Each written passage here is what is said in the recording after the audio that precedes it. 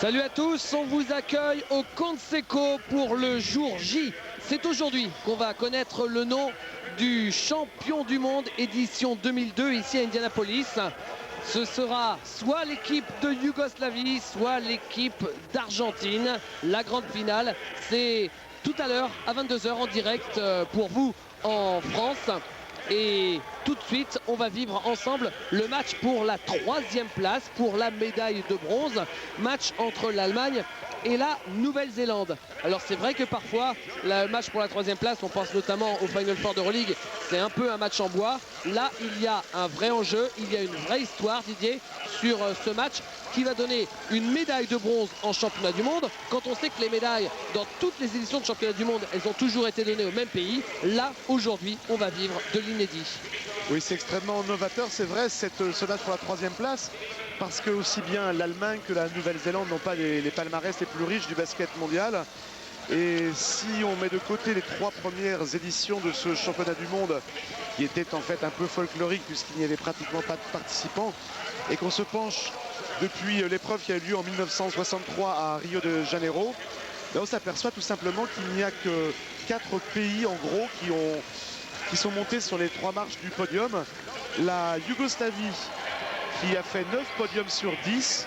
Alors si on rajoute évidemment l'édition de 94 auquel ils n'ont pas pu participer du fait de l'embargo de l'ONU, c'est la Croatie qui est allée sur le podium en prenant la 3e place. Ça fait 10 sur 10 pour l'ex et la nouvelle Yougoslavie.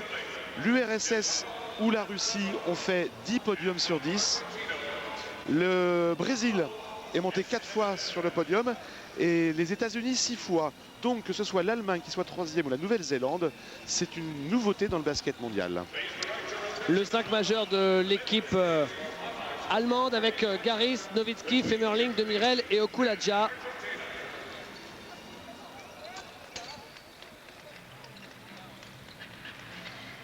Et le coach de cette équipe, c'est Henrik Detman, une équipe d'Allemagne. On l'a vécu tout au long de ces championnats du monde qui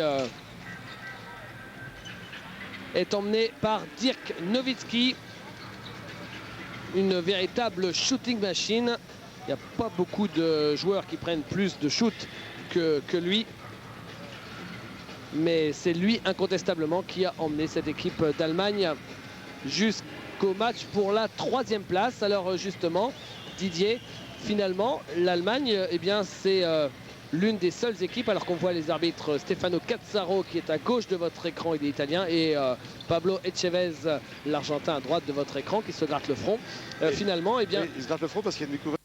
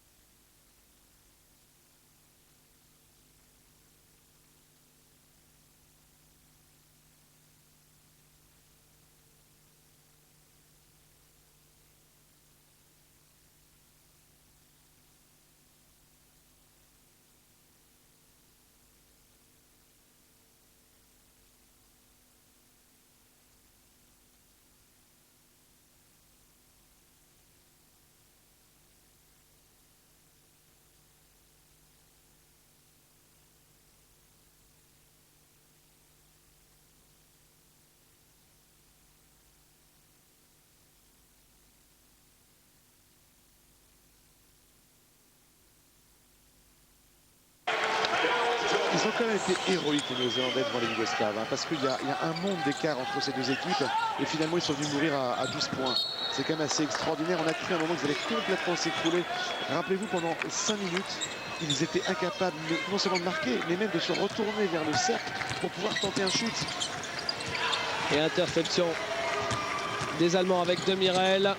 Ressort pour Nowitzki qui prend le shoot à 3 points, ça rentre. Ah, si Nowitzki met tous ses shoots d'entrée et qu'il en prend 20 comme d'habitude, ça va être très dur pour la Nouvelle-Zélande. Edbook. Alors toujours pas de... Jones, encore une fois. Toujours pas de Sean Marks dans cette équipe néo-zélandaise. Il est resté en civil et pourtant il s'est entraîné. Il s'est entraîné hier matin. Mais le coach Tab Baldwin a estimé qu'il n'était pas très motivé pour reprendre la compétition parce qu'il s'attendait à ce qu'il vienne un peu plus souvent s'entraîner même avec sa blessure à l'œil. Et finalement il a décidé de se passer de son niveau, Sean Marks. C'est dommage parce que Marks donne vraiment une autre dimension à cette équipe. C'est raté à 3 points et c'est récupéré par les... Non, ce sera un retour en zone de toute façon. Ah non, dit l'arbitre, apparemment cette balle a été touchée. Et d'ailleurs les Allemands ne protestent pas, donc probablement que cette balle a été touchée. Edbook, Jones encore et toujours la shooting machine. Oh, quelle mitraillette en ce début de match, Phil Jones. Et c'est le meilleur marqueur de l'équipe, hein. Il tourne à 17,3 points de moyenne. Et là, il est à 3 sur 3 au shoot, s'il vous plaît, 3 sur 3 à 3 points. 9 points pour Phil Jones en 2 minutes 30. Exceptionnel. Il faut croire que les Néo-Zélandais font toujours les mêmes débuts de match, hein, Didier. C'était exactement la même chose, sauf que c'est un autre joueur contre l'équipe de Yougoslavie hier en demi-finale. Oui, puis croire aussi que les défenses adverses mettent un temps fou à comprendre comment les Néo-Zélandais abordent leur match. Phil Jones, qu'on verra en Italie la saison prochaine à Cantu, lui qui jouait dans le championnat finlandais cette saison. C'est l'un des joueurs donc, qui a un peu montré la voie à ses coéquipiers parce que tous doivent avoir envie de vivre un peu la même chose que lui. Hein. Bien sûr, c'est ce qu'ils expriment à chaque fois, c'est qu'ils ont très envie de connaître les championnats européens, et la NBA bien sûr, et les championnats européens, et vivent tout simplement vraiment du basket, tous ces joueurs, et que Pero Cameron, lui, a obtenu un passeport anglais, ce qui lui a permis de jouer de Chester Jets depuis 3 ans. Mais pour les autres c'est difficile parce qu'ils sont en concurrence avec des joueurs américains. Alors le seul pays où il n'y a pas de limite de joueurs hors Europe, c'est l'Italie. C'est pour ça qu'ils ont trouvé un contrat et il est fort possible de trouver peut-être Mark Dickel ou Kirk Penney. Excellent. Non, Kirk Penney, il faudrait qu'il attende parce qu'il a encore une année à faire à Wisconsin. Il est fort possible de le retrouver dans les championnats italiens dans les années à venir. Pero Cameron qui a provoqué la faute. Il se retrouve au lancer franc. Il rate le premier. Il a fait un match énorme, Pero Cameron, contre la Yougoslavie. 16 points, 8 rebonds. Il met le deuxième.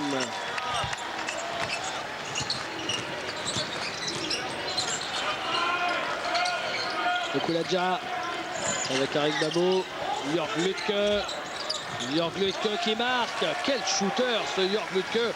C'est le 3e meilleur marqueur à 3 points de ces championnats du monde, hein. Il a 56%. Il revient fort hein, après sa grosse blessure.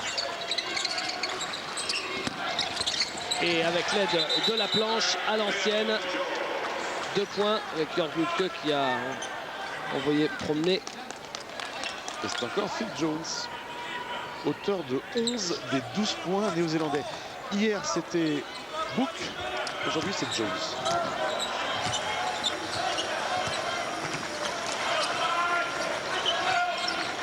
Lütke avec Nowitzki. Nowitzki qui perd le ballon. Et qui lui a volé le ballon? Phil Jones encore. La pénétration et la faute de Mitad Demirel. Et bien cette équipe néo-zélandaise qui continue de surprendre. On va finir par radoter Didier parce qu'on le dit chaque jour. Jusqu'où iront-ils? Déjà c'est formidable qu'ils participent à une demi-finale d'une épreuve mondiale parce que d'habitude ils ne sont jamais qualifiés puisqu'ils sont toujours battus par l'Australie dans le tournoi qualificatif de l'Océanie. Et là, comme ils avaient battu les Australiens pour la première fois de leur histoire, eh bien, ils se sont dit autant profiter à fond, puisqu'on n'aura pas beaucoup d'autres occasions. Mark Dickel, le meilleur passeur de la NCL, championnat universitaire américain, que vous pouvez d'ailleurs suivre sur Pathé Sport. Le voilà, il sort, Mark Dickel. Meilleur passeur, c'était il y a 2 ans, quand il jouait à UNLV. Et arrivé du deuxième meneur de cette équipe, Paul Henare. Voilà l'entraîneur dont Didier vous parlait, Tab Baldwin. Très sobre dans son suite noir. Un coach américain donc on ne connaît pas très bien en Europe, puisqu'il a d'abord été entraîneur en NCAA à Auburn Montgomery puis à Central Florida, et il est en Nouvelle-Zélande depuis 12 ans. Arik Babo, petit tir en crochet, c'est très bien fait ça. Et l'Allemagne qui revient de points. Paul Henare. Butcher. Terreau Cameron. Et la faute, c'est celle de Jörg Lütke.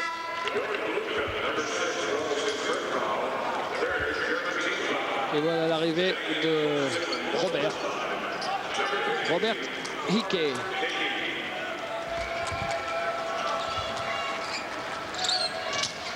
La balle sur le côté pour Dylan Butcher.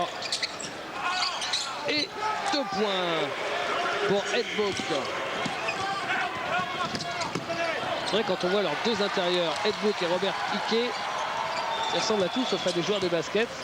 On leur mettait une cravate et on les imaginerait jamais athlètes. Et pourtant, ce sont 2 intérieurs qui ont tenu parfaitement la route pendant ces championnats du monde. Bah, comme quoi Phil Jones. Et 2 points. Le coaching et l'esprit collectif, ça joue quand même. Ouais. En fait, la Nouvelle-Zélande, c'est l'anti-dream team américaine. Ils sont complètement à l'opposé. Il n'y a aucun joueur capable vraiment de jouer en NBA. Enfin, on verra pour Kurt Penney dans 2 ans, mais il n'y a aucun joueur apparemment capable de jouer en NBA. Et pourtant, ils jouent les 100 fois mieux que les Américains. Et surtout, ils ne baissent jamais les bras jusqu'au bout. On ne peut pas en dire autant des Américains. Ouais, on y reviendra sur un prochain temps mort. Et rebond pour Dirk Nowitzki. Mita Demirel. À 3 points, Mita Demirel. C'est manqué. Arik Babou était au rebond. Finalement, ça tombe dans les mains de Ed Book.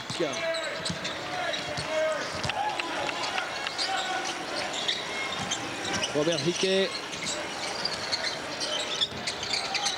C'est raté. Le rebond pour... oui, quelle jolie passe. Quelle jolie passe de Kulaja.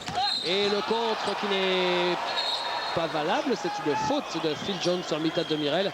La passe de Kulaja était magnifique, juste dans la course de Demirel. Il l'a mis sur orbite, le petit meneur. Et la faute, elle est tout juste. On va regarder avec un autre angle. C'est même Demirel qui met sa main sur la figure, qui fait un raffut avec sa main. Oui, il a pas fait. Ouais. C'est très très sévère. Il y avait le contre et c'est Demirel qui a fait un raffut. Paul Henare. Oh, Demirel qui a mangé un bouchon de Dylan Butcher. Et le 3 points de Phil Jones qui a 4 sur 4. Phil Jones à 3 points. 4 sur 4 à 3 points, plus son petit lay-up avec la planche. Il est à 100%. Incroyable. 16 points pour Phil Jones. Vous savez, David, 16 points en 5 minutes. Si le championnat du monde s'était déroulé en 2 cartons de 10 minutes, je crois que les Néo-Zélandais seraient champions du monde. Ils sont extraordinaires sur les débuts de rencontre. Ils sont hyper concentrés, ils ne perdent pas un ballon, ils mettent tout leur shoot. C'est assez étonnant. Bon, après, évidemment, au fur et à mesure, la qualité individuelle des joueurs étant ce qu'elle est, ils faiblissent, quoi. Et puis après, il y a aussi peut-être des qualités athlétiques. C'est ça, ouais. Et un premier temps mort, alors que la Nouvelle-Zélande mène 21 à 15 à un peu plus de 5 minutes. Après un peu plus de 5 minutes de jeu. Alors on profite peut-être de ce temps mort, Didier, pour revenir sur... on va même pas dire que c'est un événement parce que ça devient habituel. Si jamais vous n'étiez pas au courant, vous n'êtes peut-être pas au courant parce que comme c'était en plein milieu de la nuit, par exemple, ce n'est pas dans les journaux. Sachez, accrochez-vous à votre siège. Accrochez-vous bien, je vous ai dit. Sachez que les Américains ont perdu cette nuit. contre l'équipe d'Espagne. Et oui, les Américains ont perdu contre l'équipe d'Espagne. C'est la 3e défaite consécutive de cette équipe composée de forts joueurs NBA.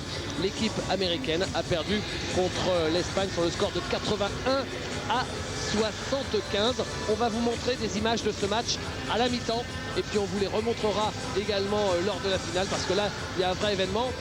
L'Argentine, on peut se dire, c'est une fois. On savait que ça allait arriver un jour, c'est arrivé, c'était l'Argentine, c'est une forte équipe. La Yougoslavie, c'est dès le lendemain. On se dit, là, il y a vraiment quelque chose. Mais là, contre l'Espagne, c'est la fin des haricots. Il n'y a plus que le train qui n'est pas passé sur le corps des Américains, disaient des mauvaises langues dans les tribunes après le match. Oui, David, c'est assez étonnant, d'autant plus que les Américains menaient de 16 points. Un match qui semblait ne pas pouvoir leur échapper. Et Pau Gasol se reposait donc sur le banc, je pense, en mi-temps. Javier Imbroda essayé de remettre en jeu. Et là, tout a changé. L'avance des Américains fondu. Ils se sont fait ridiculiser au 4e quart-temps. 25-10 pour les Espagnols. Incapables de rentrer un shoot extérieur. Incapables de contrôler leur rebond. C'était un festival espagnol. Les Espagnols étaient pliés de rire sur le banc. Hein. C'était plus que de la joie. C'était de... Ils se marraient, quoi. C'est complètement fou, cette équipe s'est enfoncée.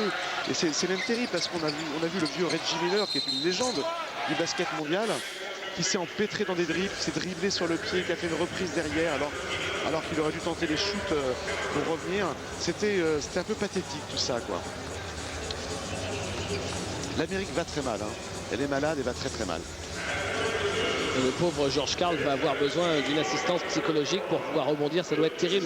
On avait même mal, attention, là on ne se moque pas, on avait vraiment même mal pour lui, notamment lors de la conférence de presse qui a suivi la 2e défaite, celle de l'élimination de la course au titre, où il s'est mis à pleurer en conférence de presse. Et puis après la conf, il a complètement craqué. Et franchement, on avait vraiment envie d'aller le voir et lui dire, allez, c'est pas grave. Ça doit être absolument terrible, parce qu'aux yeux des Américains qui ne vivent que pour la victoire, on connaît la mentalité américaine, lui il passera à jamais pour celui qui a perdu la tête des Américains. Ouais. Déjà, il n'avait pas de réputation extraordinaire en NBA parce qu'il a été le seul coach d'une équipe qui était numéro 1 de sa conférence en play-off à être éliminé pour le tour par un numéro 8. Hein. Déjà, ça faisait un peu mal. Et l'arrêt qui marque.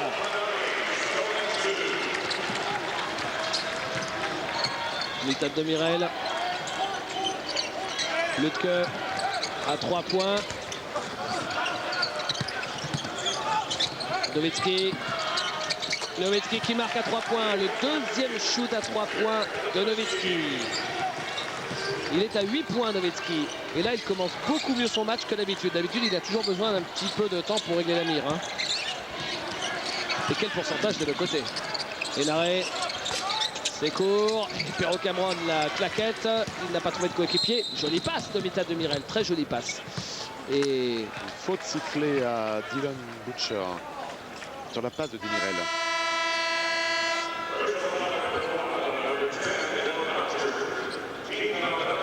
8 points pour Nowitzki, mais 16 pour Phil Jones, alors que le match n'a débuté que depuis 6 minutes 30. Pas mal, hein? Ah ouais. Il va peut-être battre un record, pas sûr qu'il tienne la distance. Là, il est parti sur les 100 points de Will Chamberlain en moyenne. Hein. Déjà, on va voir s'il arrive à battre le record de ce tournoi, qui, je crois, est détenu par Yao Ming avec 38 points. Hein. Et la claquette de Jörg Lütke.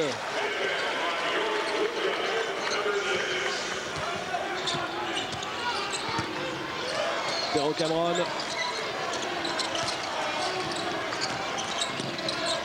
Hampton. Piqué. Ouais. On voit Ed Book et Robert Hickey, ils ont des têtes à jouer avec les vétérans le dimanche matin. Hein.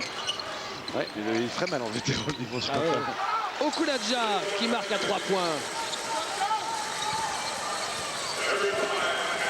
Eux, en tout cas, ils méritent bien leur surnom de Tall Blacks, Hickey et Book.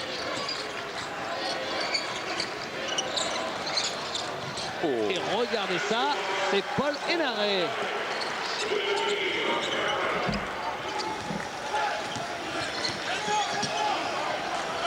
Okuladja, Lütke.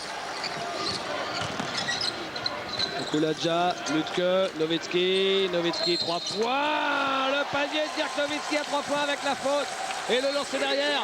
Oh, il est chaud brûlant, Nowitzki, en ce début de match. Et il donne l'avantage à son équipe. Le lancer franc à venir. Regardez le shoot de Nowitzki et la faute de Damon Rampton. Ouais, c'est une bourde en fait d'aller chercher sur le tir à 3 points Nowitzki parce que Il fait 2-15 et il saute. Voilà, donc vous ne pouvez pas le contrer de toute façon. Et ben voilà, séquence à 4 points pour Nowitzki qui permet à l'équipe d'Allemagne de revenir à hauteur. Et vous pouvez admirer l'adresse de Nowitzki au lancer franc, puisqu'il est premier depuis le début du mondial d'ailleurs dans l'exercice du pourcentage de lancer franc. Un pourcentage absolument énorme. Ben voilà, ça lui a porté la Shkumun, c'est toujours pareil. Dès qu'on parle de ce genre de choses, ça c'est le genre d'histoire qui rend les joueurs encore plus superstitieux, les coachs encore plus superstitieux. Dès qu'on parle de quelque chose, ça n'arrive pas. Clavel. Penney. À l'intérieur, Penney. Rampton, il se fait bâcher par Dirk Nowitzki. Excellent contreur aussi Nowitzki. Mika Gbatse, Nowitzki. Arik Babou. 5e au classement des contreurs Nowitzki. Ah oui. Et il marque encore. Oh là là là là là là là là là là. La machine est en route.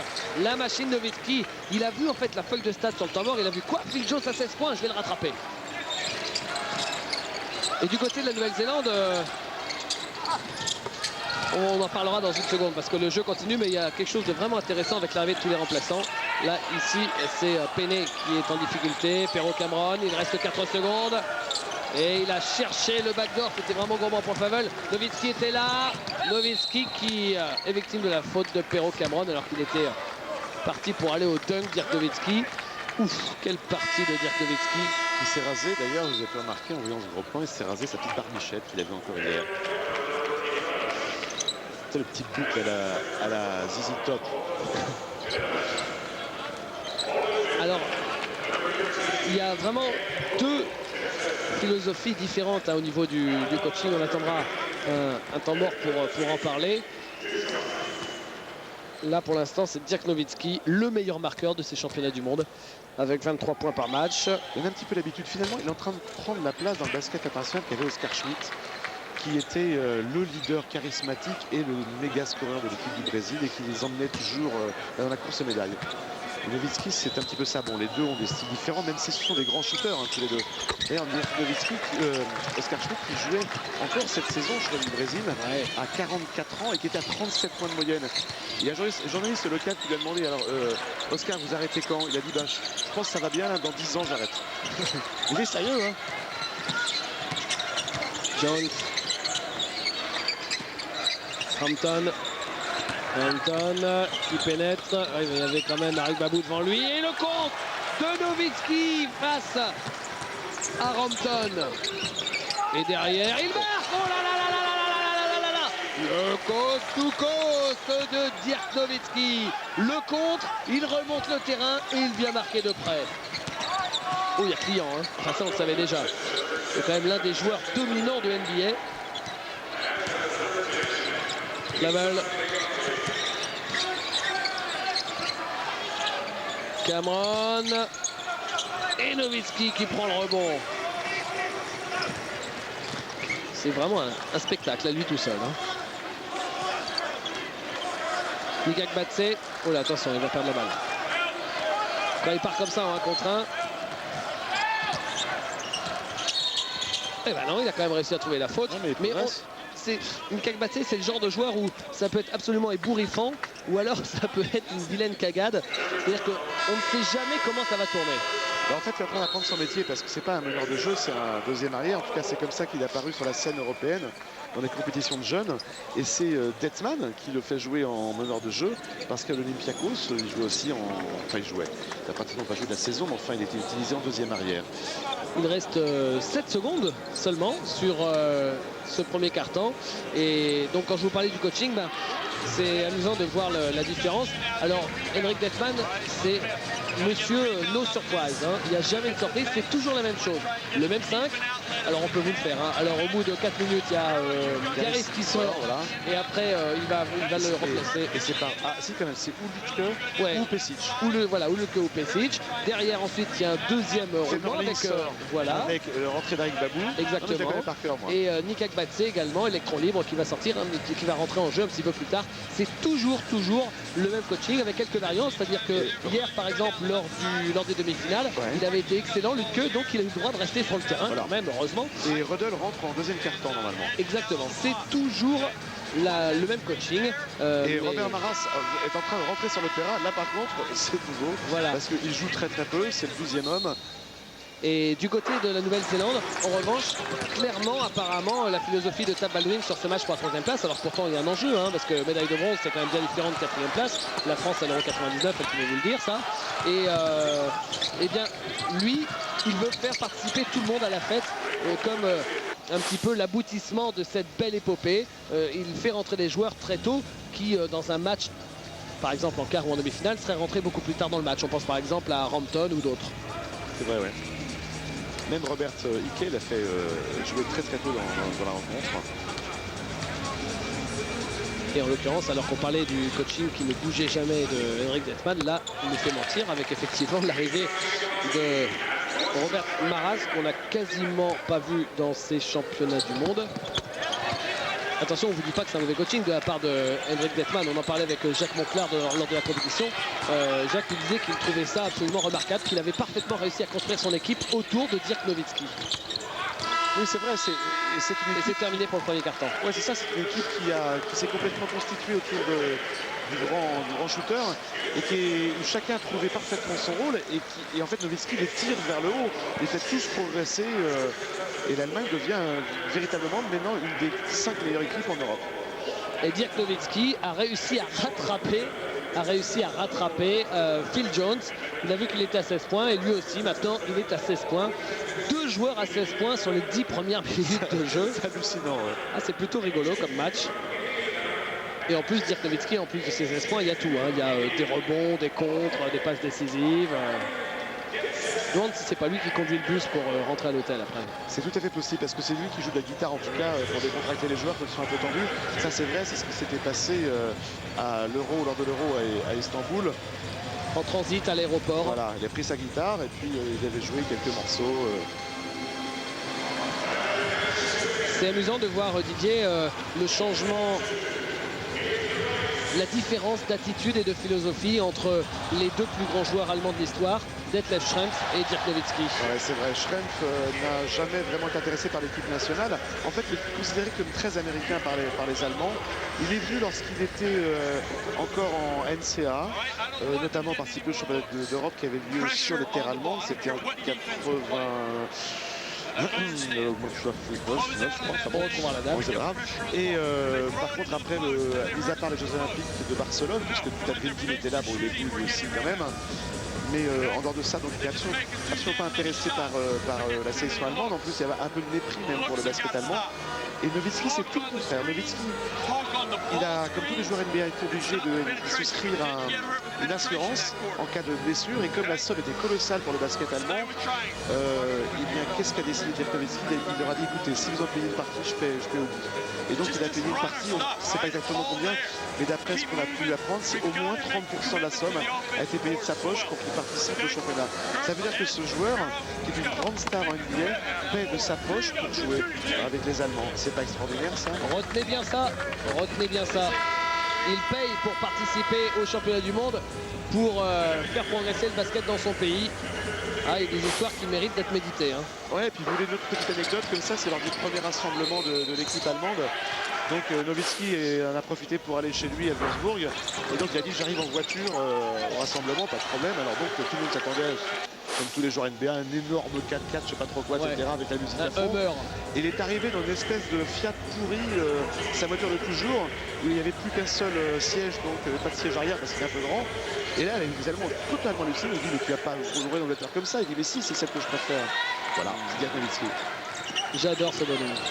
Enfin, on ne peut qu'adorer hein, quand on entend des histoires pareilles, forcément. Bah, c'est coéquipier le vénère en tout cas. Ça peut se comprendre. Et là, 2 points pour Robert Maras avec la faute et le lancer derrière.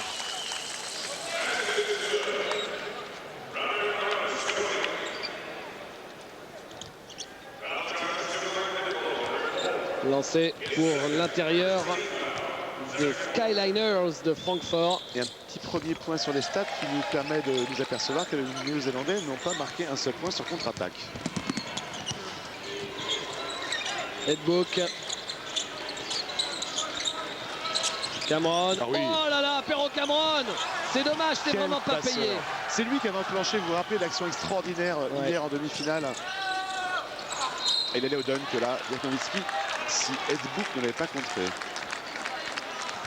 Ah oui, c'était une passe ébouriffante là de Perrault Cameron pour Mark Dickel. C'est dommage, hein, c'est vrai, on se souvient de ce mouvement, si vous n'avez pas vu, de l'équipe de Nouvelle-Zélande qui était vraiment, sans exagérer, la plus belle action collective qu'on ait jamais vue de notre vie. On en a parlé entre observateurs et malheureusement ça aurait pu être dans le top 15 parce qu'on va vous préparer un top 15 des plus belles actions du mondial qu'on passera à la mi-temps de la finale. Ça aurait pu être dedans, mais malheureusement il y a eu une faute et ça aurait dû se terminer en dunk et finalement il n'y a pas eu de panier. Il faut quand même le mettre. Sinon ouais. Ça énerve. Parce que la passe déjà à terre de Cameron était extraordinaire. Butcher a eu un réflexe génial. En sentant le ballon, il l'a volayé entre ses jambes sans regarder, par derrière donc.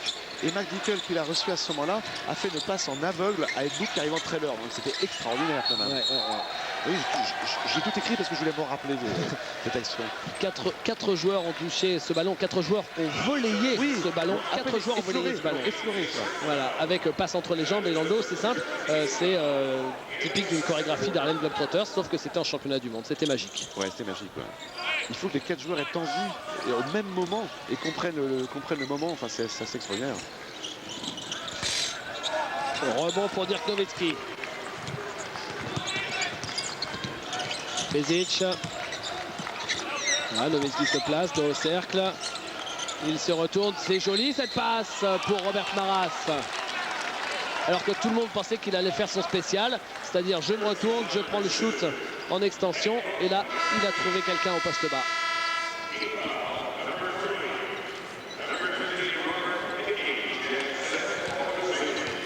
Et de lancer pour Robert Maras. Qui joue au Frankfurt Skyliners, l'équipe qui monte actuellement dans la ligue allemande. Avec Pascal Roller, qu'on n'a pas encore vu sur le terrain d'ailleurs, le petit Roller, le meneur de jeu remplaçant, surnommé par François Brassamin de l'équipe, Ranken. Vous comprenez pourquoi, David? Ouais, super. Et oui, le deuxième lancé rentre. Et l'écart qui grimpe pour l'équipe d'Allemagne alors que la Nouvelle-Zélande menait en début de match. Ça fait maintenant 42-27. C'était quoi l'écart au début du match d'ailleurs, Didier? En tout cas, ils n'ont pas encore marqué. Si, ça y est, voilà, depuis le début de ce quart-temps, par Kirk Penney. Marco Pezic.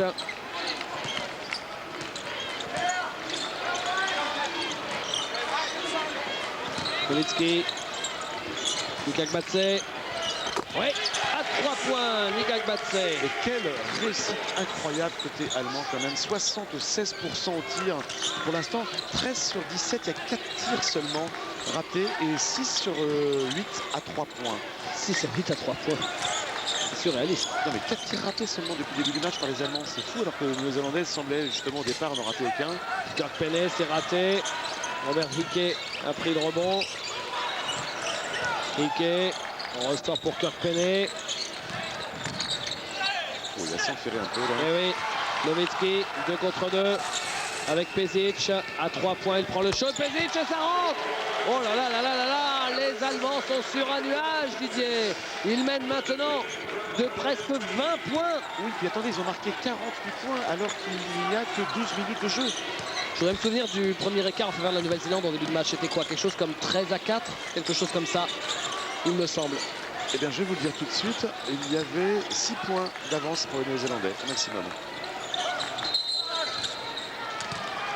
Pezic, donc ça devait être au tout début du match, ça devait être quelque chose comme un 10-4. Un 10-4 à peu près. Ce qui supposerait que les Allemands... Oui, c'est ça, c'était 10-4. Parce que 10-4. les 3 points de Phil Jones, c'est le lancer franc de Cameron. C'est ça. 10-4, ouais. Voilà. Donc on va vous faire la série. 10-4, ce qui nous fait donc 44 sur la série. À 19. À 19. Et surtout 23-2. Voilà la série qu'on attendait. Merci beaucoup, messieurs, de la réalisation que nous avons parfois critiquée, et à juste titre, et qui là nous rend bien service. 23-2, c'est ça? Regardez comme il est complet, Perrault Cameron. Point, mais aussi rebond et passe décisive. 23-2 à cheval sur les deux cartons. Pesic, Rodol, Okulaja, Pesic qui vient pénétrer, qui marque avec la faute. Et là, il faut arrêter là. C'est un massacre. C'est un massacre. Et il y a un très bon championnat de la part de Pesic ou de Lutke. Les deux shooters à 3 points de l'équipe. 79% maintenant de réussite pour les Allemands. Et les 50 points atteints au bout de 13 minutes. C'est pas mal ça. Hein. Ah oui. Ouais, ça, je vous dis par 3, vous avez 150 points. Ça fait 39 minutes, c'est ça. Ouais.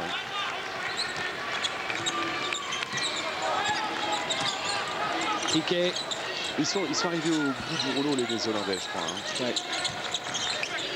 Ils jouent déjà à 150%. Alors là, évidemment, il y a un moment, ça va coincer. C'est dur, hein, c'est le 9e match pour eux. Hein. Kirk Penney. Ils n'avaient pas prévu d'en faire autant, hein, d'aller aussi loin. On est compte, ça fait une semaine que les premières équipes sont rentrées chez elles. Et eux sont toujours là. Ils vont exploser le budget de la fédération néo-zélandaise là, sur le championnat du monde. Okulaja. Et la faute de Marco Pesic sur Jones. Parce que Alaves me disait une chose intéressante tout à l'heure, on discutait avec lui dans les couloirs.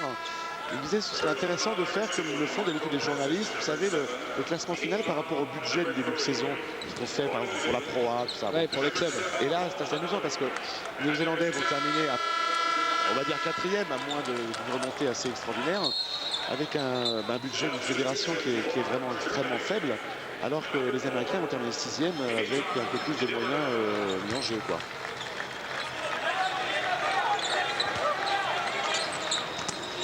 Fletcher.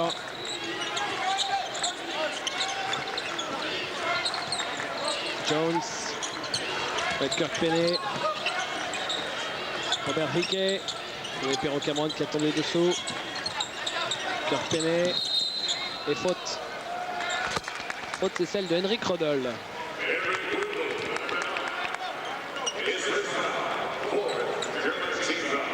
Et Henrik Rodol qui risque bien d'être le seul joueur allemand all-time à monter sur 2 podiums en basket.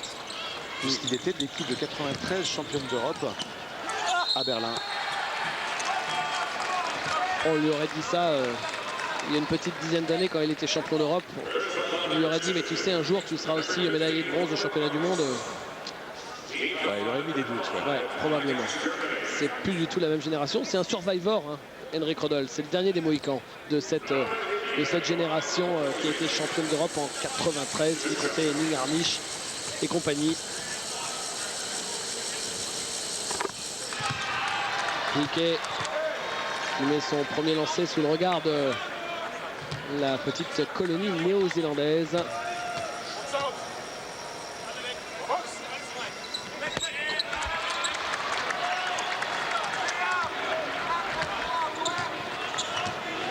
Méthode de Mirel.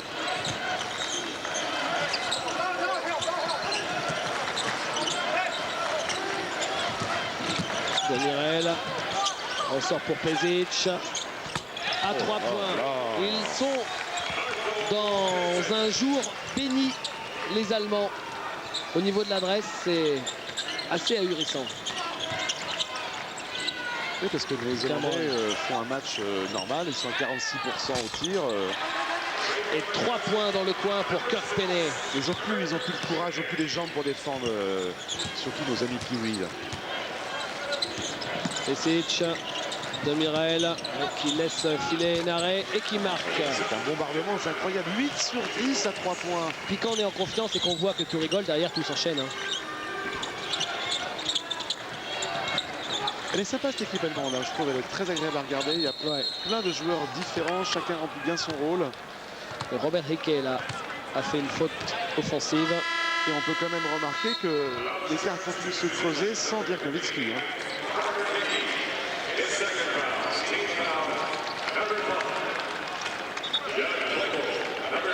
On se rend compte que les Allemands sont en passe de faire une meilleure place au championnat du monde qu'au championnat d'Europe, même si on pourrait dire, sans trop dire de bêtises, que finalement les championnats d'Europe c'est peut-être plus fort en intensité qu'un championnat du monde. peu la même chose finalement parce que ici à ce championnat du monde apparemment il y avait 7-8 équipes Et le compte de Ike qui étaient franchement devant. Mais le championnat d'Europe, non, il y en a un peu plus. On peut descendre jusqu'à 11. Il y avait 11 équipes, je crois, en Turquie qui étaient vraiment des équipes qui pouvaient jouer le podium réellement. Et là, il y en avait, c'est ça, 7 ou 8. Ouais. Et nouveau temps mort. Alors qu'il reste moins de 5 minutes avant la mi-temps et que l'Allemagne mène 56 à 37. Plus 19. Et on peut d'ailleurs justement remarquer que ce championnat d'Europe aurait été un championnat assez offensif. Énormément de rencontres se sont soldées par une équipe qui gagnait à plus de 100 points. Bon, évidemment, merci les 24 secondes. Ça, c'est évident. C'est grâce à ça qu'on a pu retrouver du rythme dans le basket européen parce qu'on l'a tellement, réclamé ces changements de règles. On pourrait quand même maintenant dire que, enfin s'en féliciter, dire que c'est formidable parce qu'il n'y a plus de matchs ennuyants. Hein. C'est extrêmement rare quand même. Et rappelez-vous, pourtant, au début des années 90, il y avait des matchs terribles qui se soldaient par des 53-52, 61-51. C'était affreux, quoi. Le prochain championnat d'Europe, puisqu'on en parle, c'est en Suède l'année prochaine, où l'équipe de France à 98% est assurée de participer, puisqu'elle est actuellement première de son groupe de qualification, et qu'on retrouvera l'équipe de France cet hiver. Par contre, David, ça va être pas facile de gagner sa place pour les Jeux Olympiques. Hein. Oui, parce qu'avec la faillite de la Russie et de la Turquie. Et voilà. Et il n'y a plus que. Il y a une place pour la Grèce, bien sûr, qui organise les JO. Il y aura une place pour le champion du monde, qui, si c'est la Yougoslavie, donc ça fait déjà deux équipes. Il reste plus que 3 places après pour l'Europe. Ouais. Et 3 places pour donc 9 candidats. Au moins, parce que si on fait rapidement, on va essayer de faire le tour de l'Europe sans oublier personne. On compte Russie, Lituanie, Yougoslavie, Croatie, Slovénie, Grèce, Espagne, Italie, Turquie, Allemagne, France. Ça fait déjà 11 équipes. C'est ça, c'est 11. Ouais. 11 équipes. Sans compter la Lettonie qui dans un équipe genre Lettonie. Et il y aura toujours des empêcheurs de tourner en rond après, évidemment. Mais déjà, ça fait 11 équipes qui peuvent sans problème prétendre à une place en demi-finale. 11 candidats, 4 places. Il faudra une grosse équipe de France. Okuladja avec Pezic. Et ballon perdu. On est même surpris de voir des ballons perdus, parce que jusqu'à présent, c'était des deux côtés d'ailleurs, hein, nickel. Il y a eu seulement 3 ballons perdus par les Néo-Zélandais et 4 par les Allemands. Flavel qui prend le shoot à 3 points. C'est raté. Et récupéré par les Néo-Zélandais. Oh là, John Flavel qui n'avait juste qu'à déposer la balle dans le cercle. C'est manqué. Et c'est vilain ça. Oh, jolie passe, très jolie passe de Mithat Demirel pour Okuladja. Il a véritablement franchi un gigantesque palier de Mirel. Il a pris confiance hein, depuis son match nul en demi-finale. On vous rappelle, il a quand même 17 points et 5 passes. Ah, c'est devenu un vrai fort meneur. Ouais, il est passé, mais il est victime de la faute de Mirel, Dylan Butcher.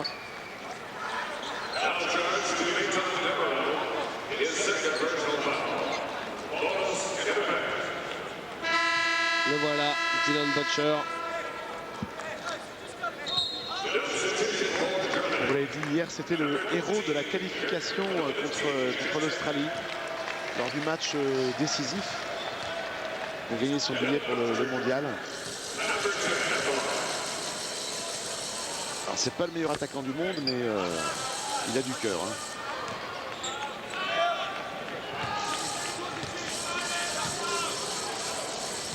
Dylan Butcher pour son deuxième lancé. L'ailier d'Auckland. Pezic, Okuladja, Demirel. Demirel, il va. C'est plus le même. C'est plus le même. C'est vrai que là, avec la presse tout-terrain des Néo-Zélandais, une fois qu'on a franchi le premier rideau, Demirel a pu aller jusqu'au cercle. Et l'Allemagne en est à 60 points. Flavel. Flavel en 1 contre 1. Et qui cherchait Robert Hickey.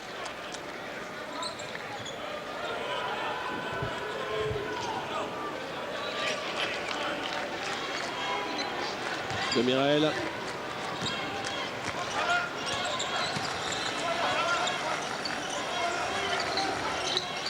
Demirel avec Arik Babou. Demirel. Ah, il s'enflamme, il s'enflamme. Il s'enflamme et il marque. Vous êtes sûr que c'est lui? Et je reconnais, pourtant c'est bien lui, ouais, il fait la même taille, c'est ça. Ouais. Non, c'est lui, hein, David. Hénaré.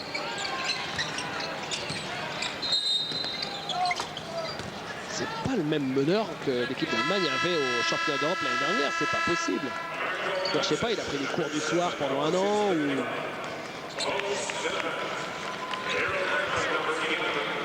Ouais, je crois qu'en fait, il bénéficie de ce qui se passe en général dans l'équipe d'Allemagne. On vous le disait, tout le monde est monté d'un cran individuellement, collectivement. Tout simplement, et cette équipe allemande, maintenant, et voilà, il faut se le dire, c'est un des ténors du basket européen. Ça fait... Istanbul l'avait déjà démontré, mais là, c'est la confirmation ici à Indianapolis. Sur laquelle une équipe sur laquelle on peut vraiment compter.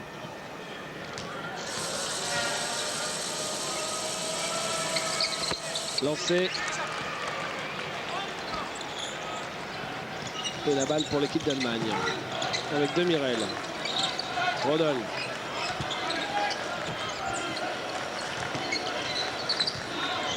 Nowitzki. Non. Et la faute. La faute, c'est celle de Dylan Butcher.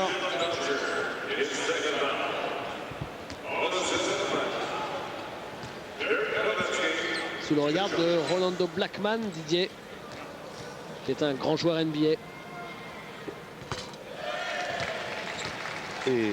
Qui d'ailleurs, comme Dirk Nowitzki, jouait au Texas, hein, il me semble. Oh, oui, c'est ça, oui, qui a fini sa carrière à Dallas. Et vous savez que Rolando Blackman a joué dans l'équipe nationale du Panama.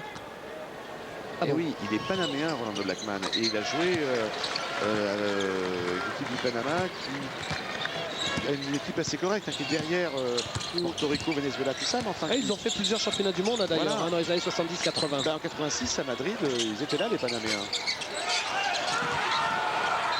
Le ballon sorti par Kirk Penney, ce sera pour l'Allemagne. Tal Badouin n'est pas content après Monsieur Katsaro.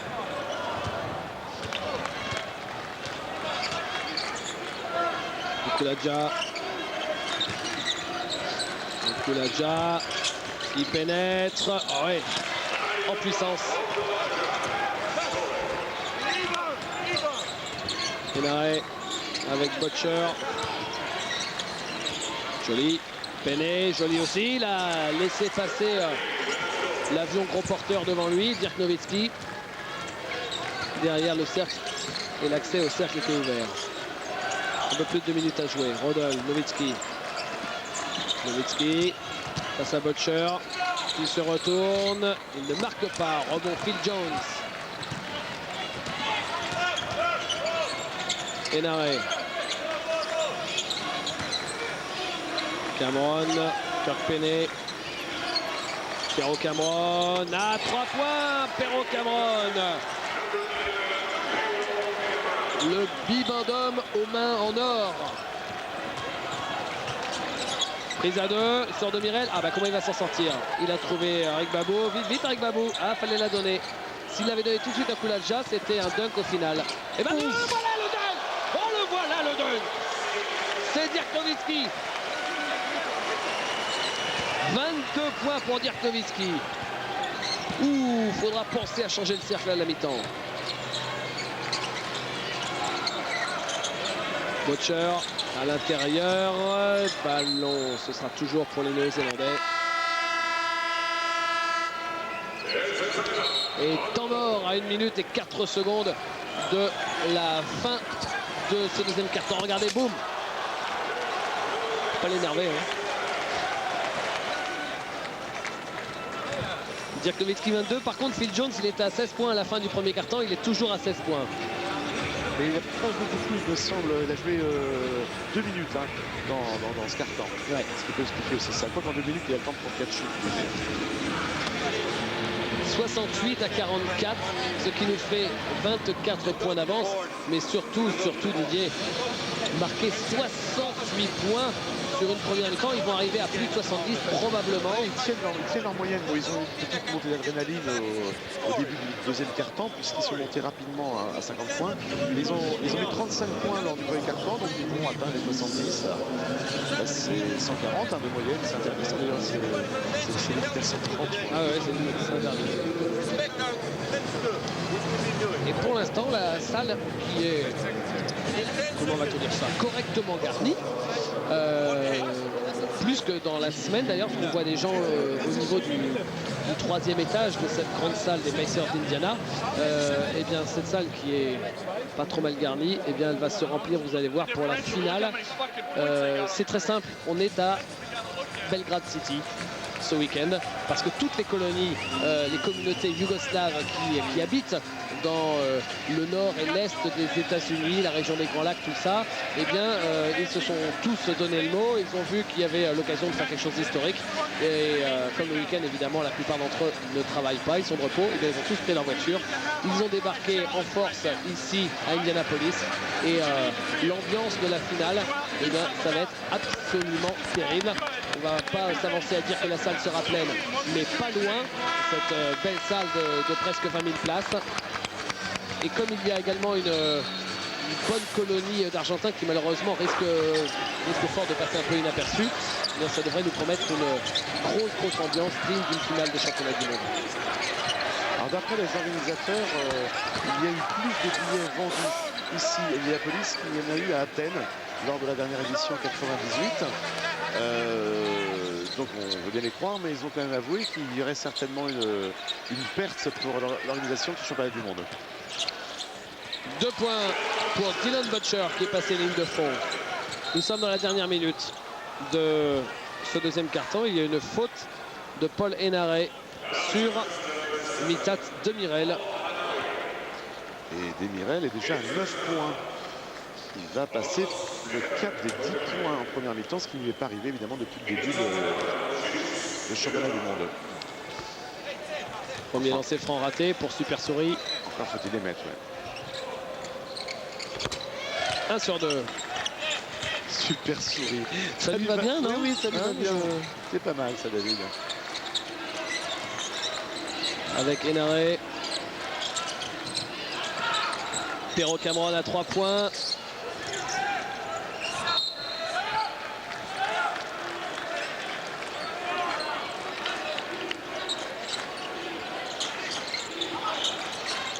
Mithat Demirel. Et ah non, il n'y a pas de alley-oop. Pourtant, Dirk Nowitzki attendait le alley-oop, mais Okulaja a préféré donner à Rodol dans l'intervalle. Rodol qui vient marquer. Et le contre derrière. C'est récupéré par Phil Jones. Ouais, joli. Avec Perrault Cameron au final. Même les Néo-Zélandais vont finir à presque 50 points. Hein. Ah, c'est un match tourné vers l'offensive. Ce match pour la médaille de bronze. On ne va pas s'en plaindre. C'est plutôt sympa, c'est même très sympa à regarder. Et Dirk Nowitzki qui continue. Il est sur une base de 50 points, Dirk Nowitzki. Alors que la première mi-temps s'achève. 74 à 48. Attention, c'est pas le score final, c'est le score de la mi-temps. Ne vous trompez pas si vous venez de nous rejoindre. 74 à 48. Et notamment 25 points en 17 minutes pour Dirk Nowitzki qui va peut-être, Didier, battre le record de points marqués sur un match dans l'histoire des championnats du monde. 74 à 48, c'est le score à la mi-temps. On va passer une petite page de publicité, Didier, et puis on va se retrouver juste derrière. On a plein de choses à vous dire et surtout plein de choses à vous montrer. On parlera notamment de la défaite des Américains. On vous montrera les images juste après la pub. Allez, à tout de suite.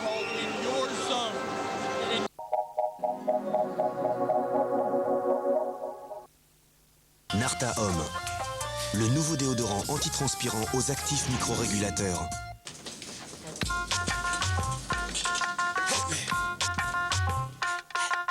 Narta Homme anti-odeur. Narta Homme anti-humidité. Narta Homme anti-irritation.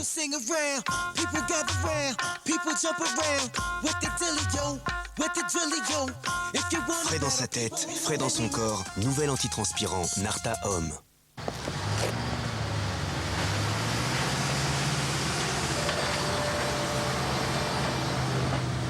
S'envoie, vise et envoie. Nokia 7650, le nouveau téléphone avec appareil photo numérique intégré. Nokia, Connecting People.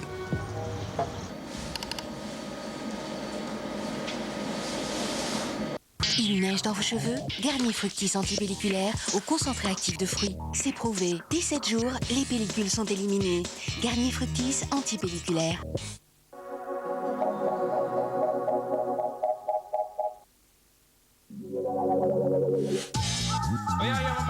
Technique de pointe et engagement total. Sur Pâté Sport, le championnat d'Allemagne arrive en force. En force, car sur les pelouses germaniques, on ne fait rien dans la dentelle. Jusqu'à la désignation du champion, retrouvez chaque semaine les plus grands matchs en exclusivité pour tout savoir de la course-poursuite entre le Borussia Dortmund et le Grand Bayern de Munich, couronné à 17 reprises.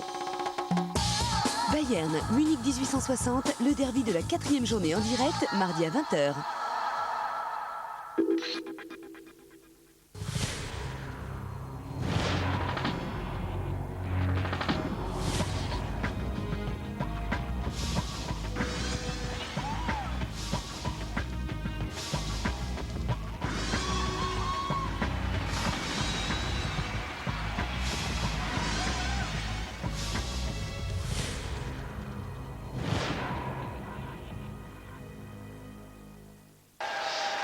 On est de retour au Conseco Fieldhouse d'Indianapolis. C'est la mi-temps dans ce match pour la médaille de bronze entre l'équipe d'Allemagne et l'équipe de la Nouvelle-Zélande.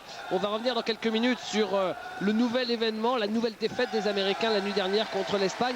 Mais d'abord, on voulait vous parler des rendez-vous à venir sur l'antenne de Pâté Sport. Les championnats du monde masculin, ça se termine aujourd'hui. Et pour les garçons, eh bien, le prochain rendez-vous, c'est bien évidemment le début du championnat de France début octobre. Et juste dans la foulée, le début de l'Euroleague. Ce sera sur notre chaîne toute la saison, bien évidemment. Pau, Orthez et Villeurbanne. Chaque semaine, vous pourrez suivre tous les matchs de Pau et de Villeurbanne pour une grande saison européenne. Le tirage au sort a été effectué. Regardez, histoire de s'allécher un petit peu ce qui nous attend avec Pau et Lasvel cette saison. C'est parti, sujet Fabrice Godet-Laloy.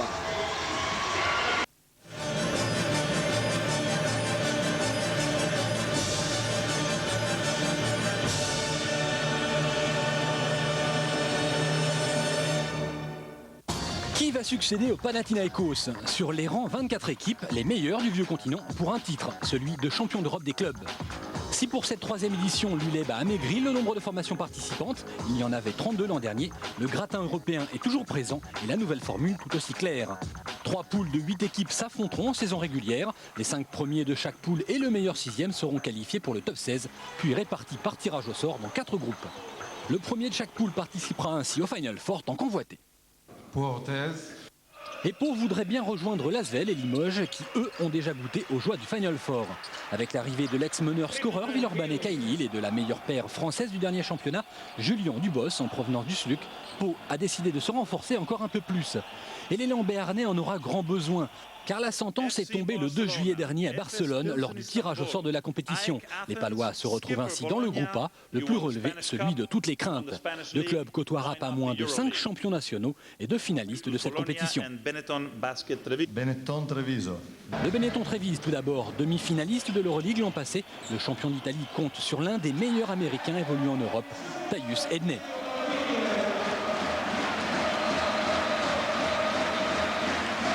Skipper Bologna. Le Fortitudo Bologne ensuite, avec le Yougoslave Stepanovic en provenance du Partizan Belgrade et Mate Skelin de Novo Mesto. Le club italien voudrait bien retrouver sa place dans le carré magique atteint en 99. AEK Athènes. Suit l'AEK Athènes, le finaliste de 98 décrocherait bien une place de choix, mais ce sera alors Sanji Milba qui n'a pour l'instant pas encore trouvé de club d'accueil.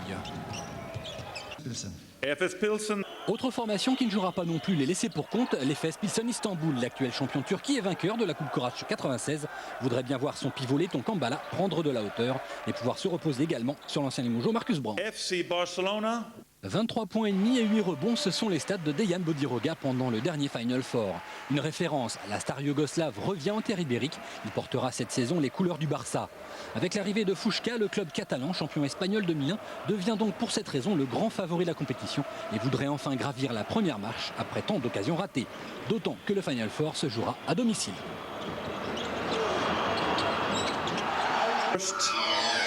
Le Cibona Zagreb et le club allemand Alba Berlin voudraient eux aussi jouer les troubles faites dans un groupe déjà suffisamment relevé. On tape haut, confiait le président Seillan au journal L'Équipe. Asvel Lyon. Mieux loti lors de ce tirage au sort, l'Asvel devra tout de même batailler ferme. Le champion de France 2002 s'appuiera pour cela sur le retour en France du pivot et international tricolore Vasko Eftimov. Si le parcours paraît plus simple que pour l'élan béarnais, l'équipe de Gilles Moreton, que ce dernier est qualifié de petite poussée de la compétition, va pourtant se confronter à de sérieux clients. En tête de liste, la formation d'Antoine Rigaudot, le Kinder Bologne, que rejoint le Dijonais Passelis Morland. L'équipe italienne reste au pied de la plus haute marche du podium, battue par le Panathinaikos l'an dernier. Autre club, autre français, Stéphane Rizaché n'effectuera pas sa dernière année au sein de l'Olympiakos Le Pirée. Il rejoint Malaga.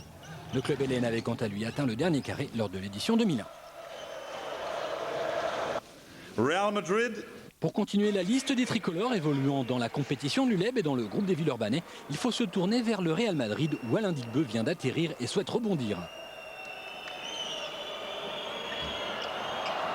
CSKA Moscou.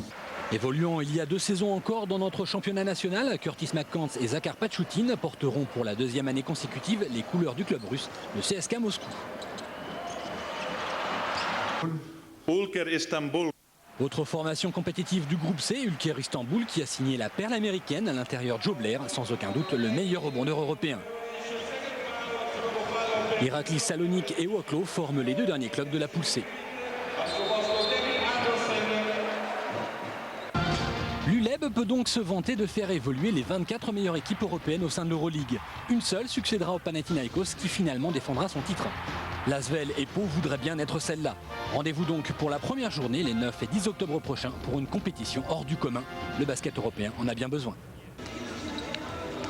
On est de retour à Indianapolis, c'est la mi-temps pour ce match pour la 3e place pour la médaille de bronze. Match inédit entre la Nouvelle-Zélande et l'Allemagne. Pour l'une comme pour l'autre équipe, ce sera la première médaille de son histoire. A priori, vous le voyez, c'est l'Allemagne qui est en ballottage favorable pour obtenir la première médaille de son histoire en championnat du monde. On va revenir sur les matchs de la nuit dernière. Vous n'êtes peut-être pas au courant si jamais d'ailleurs ça n'était pas dans les journaux puisque c'est un match qui s'est terminé à 5 h du matin pour vous, heure française. On vous en a parlé en première mi-temps. Si vous n'étiez pas avec nous, sachez que nouveau tremblement de terre, mais on commence à être habitué. À la fin, c'est plus un tremblement de terre. Nouvelle défaite des États-Unis cette nuit contre l'Espagne dans le match pour la 5e place. Alors on vous montre tout de suite les images qu'on a récupérées, les images du match de cette nuit face à l'équipe d'Espagne. Didier, l'équipe américaine qui donc va terminer 6e. On voit là les images. Eh bien, c'est l'équipe américaine. Elle a joué sans jouer, tranquille. Elle menait et c'est dans le dernier quart-temps qu'elle a pris un 25-10 pour perdre de 6 points finalement. C'est ça, elle a mené tout le match entre 10 et 14 points, on va dire. Et c'est au moment où les Espagnols ont décidé de resserrer un petit peu leur défense et de faire revenir Pau Gasol sur le terrain que tout s'est enclenché. Et là, ils ont repris confiance, ils ont mis quelques shoots et les Américains ont complètement paniqué, ils ont totalement perdu les pédales. Et c'était un spectacle assez étrange de voir des types de la trempe quand même, de Reggie Miller, de Paul Pierce, d'André Miller, de Baron Davis, paniquer face à la presse espagnole et être incapable de fournir un tant soit peu de jeu collectif, de faire 2 passes, de réussir un shoot, d'aller prendre un rebond offensif, de sortir les triples. C'était affligeant de voir cette équipe américaine sombrer comme ça, et les journalistes américains désormais ont eu honte de cette équipe et tout le monde attend avec impatience l'arrivée de David Stern qui est normalement annoncé pour aujourd'hui, même si c'est pas officiel, pour demander 1 ce qui s'est passé, 2 ce qui va se passer. Qu'est-ce que la NBA peut faire pour réagir par rapport à un tel cauchemar? Voilà donc victoire 81-75 pour l'équipe d'Espagne avec 26 points pour Juan Carlos Navarro. 26 points mais à 7 sur 21 seulement au shoot. Et Paul Pierce qui avait été le meilleur américain pendant tous les championnats du monde ne finit qu'à 8 points seulement en 17 minutes. Alors attention qu'on ne s'y trompe pas, on ne critique pas du tout la NBA, c'est plus la faillite du basket américain finalement que la faillite de la NBA, parce que la NBA, eh bien, à terme, surtout avec ce qui s'est passé aujourd'hui, eh bien, va prendre le chemin, on l'imagine, ça mériterait un débat, va prendre le chemin de la NHL avec beaucoup de joueurs européens qui sont maintenant, c'est la preuve, au niveau des meilleurs joueurs américains. La NBA eh bien, va devenir, et d'ailleurs ça en prenait le chemin, une ligue de plus en plus internationale. Elle restera, quoi qu'il arrive, de très loin la ligue la plus forte du monde, la plus riche du monde, la mieux organisée du monde, il n'y a aucun doute là-dessus. Sauf que cette ligue, elle va évoluer et que les Américains, et je pense que la phrase qui va résumer l'ensemble de cet événement, c'est un journaliste qui l'a sorti, ou peut-être même un joueur de l'équipe américaine qui a dit ce n'est plus notre sport, c'est le sport de tout le monde. C'est Bob Ryan, journaliste qui suit le basket international depuis 20 ans du Boston Globe, qui dans une de ses petites chroniques, voilà justement, l'a conclu de cette façon-là. Ouais. Mais lui aussi, il le sentait venir. Hein. J'ai discuté avec lui avant le début du mondial et il disait c'est pour cette fois. Hein. Et bien c'était là. Même si on ne pensait pas que ça allait prendre des proportions pareilles. 74-48 pour l'Allemagne contre la Nouvelle-Zélande. On passe une petite page de publicité, tranquille. Et puis on se retrouve pour la deuxième mi-temps de ce match. A tout de suite.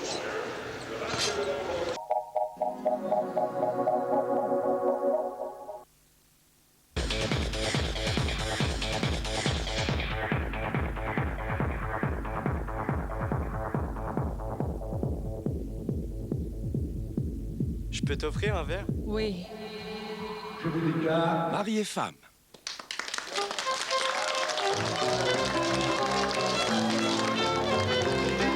Nouveau pack ODV Club Internet. Modem gratuit et accès limité à DSL pour seulement 35 € par mois. Appelez Club Internet au 0811 02 2002. Manga Mania DVD, une fantastique collection de chefs-d'œuvre manga. Cette semaine, Blood, le DVD ultime et son fascicule, 9,95 € seulement en exclu chez votre marchand de journaux.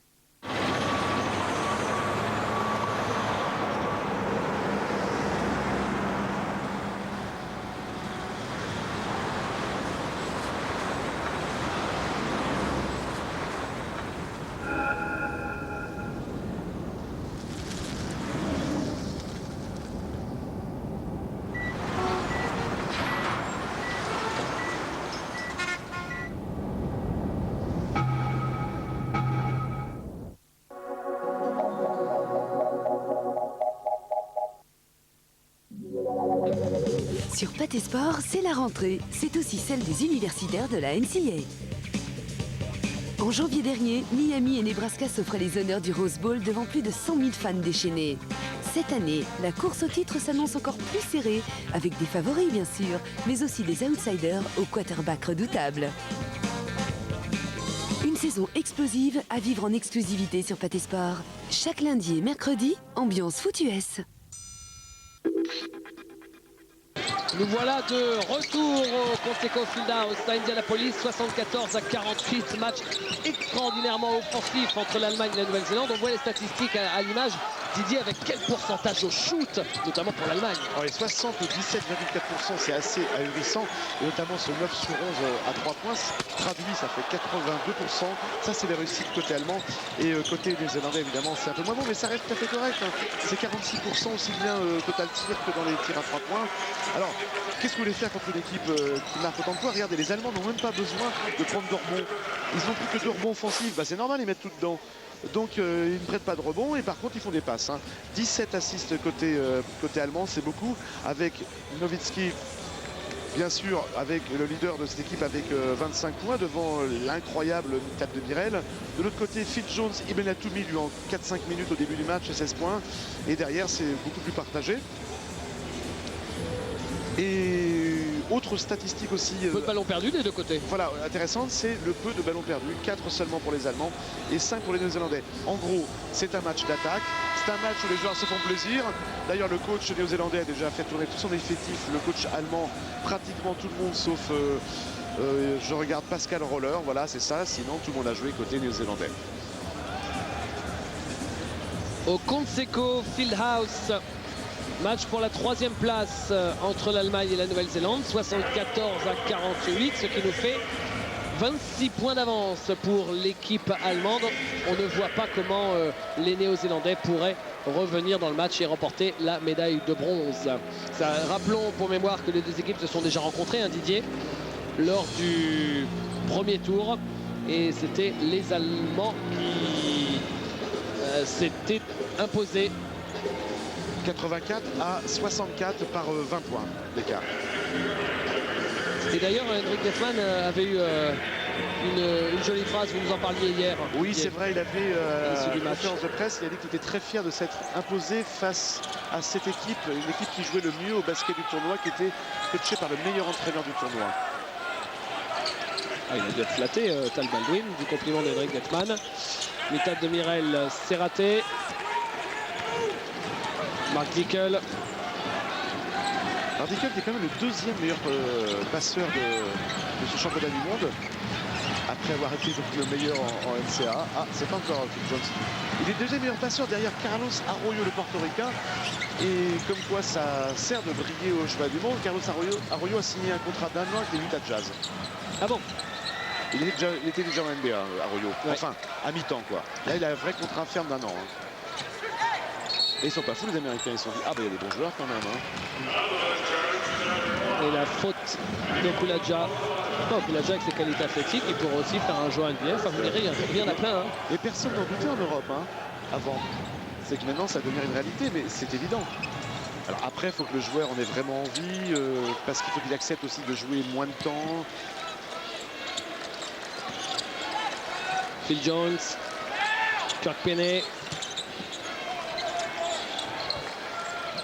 Ouais, joli ça pour Perro Cameron, qui est victime de la faute. Bon, par contre, Perro Cameron en NBA, j'y crois pas trop. Il a 5 cm de détente sèche.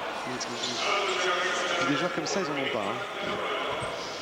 Ouais, Perro Cameron est unique au monde. Voilà, il est unique. C'est pour ça qu'on l'aime. Perro Cameron. Vous imaginez si vous ne faites pas attention, vous courez sans regarder, vous prenez un écran de Perro Cameron. Comme une mouche contre une vitre.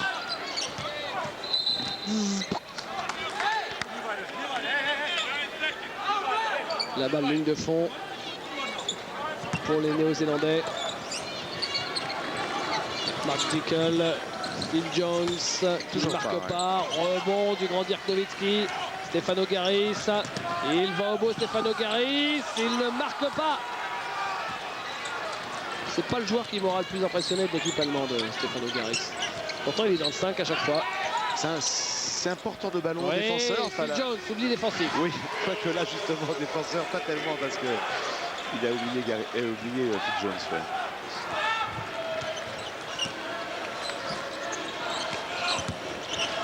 Garis, complètement dans le coin là-bas. Okulaja. Et faute offensive d'Okulaja. Qui a un peu mis les coudes apparemment. Comme vous voyez, Perro Cameron. La passe. Cameron qui est encore le meilleur passeur de son équipe, 6 passes décisives. Comme quoi avec 130 kg on peut être le meilleur passeur de l'équipe. 120 maintenant. 120, pardon. Enfin c'est vrai que c'est énorme. Le voilà, Perro Cameron. Kirk Penney.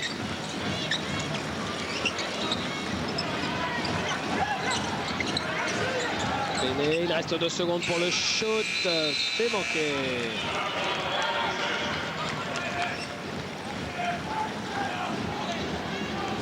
Stefano Garis. Avec Mitad de Mirel. Garis. De Mirel. Dans le coin encore Okulaja. Qui renverse pour Nowitzki, qui se décale, qui ne marque pas. Et rebond de Stefano Garis. Comme quoi. Et comme quoi, hein? Le rebond offensif et le panier. Il est en 5 majeur, mais il n'a que 5 minutes de temps de jeu pour l'instant. Il ne reste pas longtemps dans le 5. Edbook. Et Edbook, bah encore un oubli, le même. Hein. Phil Jones maintenant, pour l'Argentine contre les États-Unis. C'est incroyable comme ils arrivent à bien entamer leur début de mi-temps, les Néo-Zélandais quand même. Hein. Okulaja à 3 points, manqué. Et deuxième rebond offensif pour Stefano Garis. Je crois qu'il a entendu ce qu'on avait dit sur lui, ça lui a pas plu.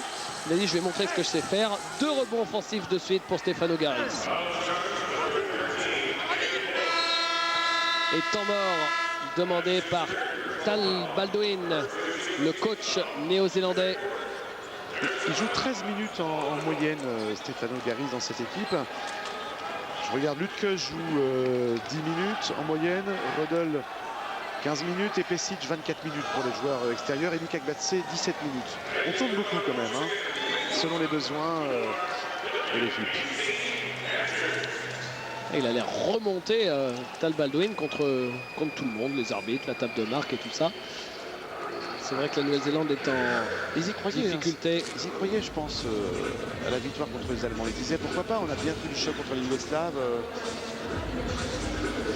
La Nouvelle-Zélande, dont c'est la deuxième participation au championnat du monde. Sa première participation, c'était en 86, ils avaient fini 21e.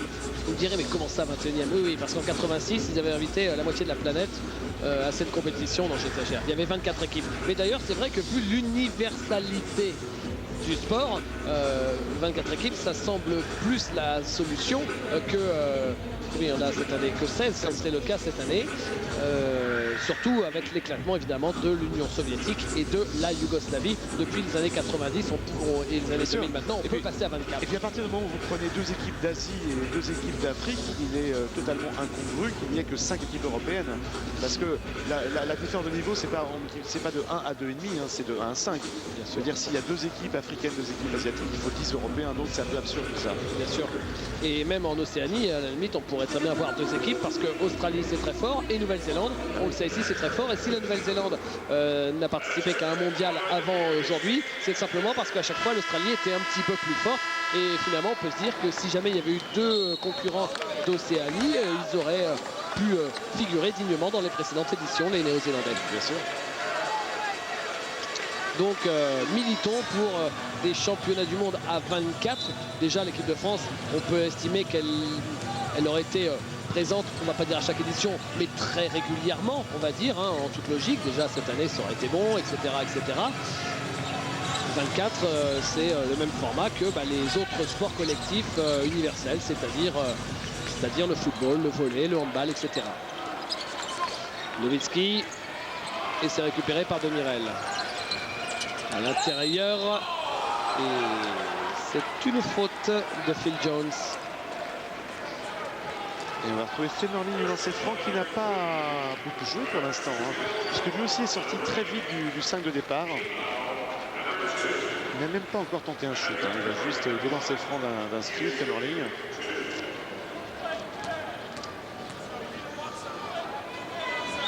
Femerling qui sera à Barcelone cette saison. Barcelone, faut-il le rappeler, on l'a vu avec le sujet de Fabrice Godin-Laloy à la mi-temps sur la présentation de l'Euroleague, hein, la poule énorme pour Pau et pour Villeurbanne, sachant que sur les trois poules, la poule la plus faible c'est celle où ne figurent pas les Français. Et bien Barcelone est clairement favori de l'Euroleague cette saison avec Svetislav Pesic qui arrive, avec Dejan Bodiroga qui arrive, Femerling aussi, il arrive. Et Okulaja est toujours là. Okulaja est toujours là, oui, il y a vraiment du ça va faire une équipe. Hein. Avec Dickel. Et il ne trouve que la tranche Edbook sur son shoot. La balle est récupérée par Stefano Garis, 3 contre 2. Et Dirk Nowitzki pour Patrick Femerling.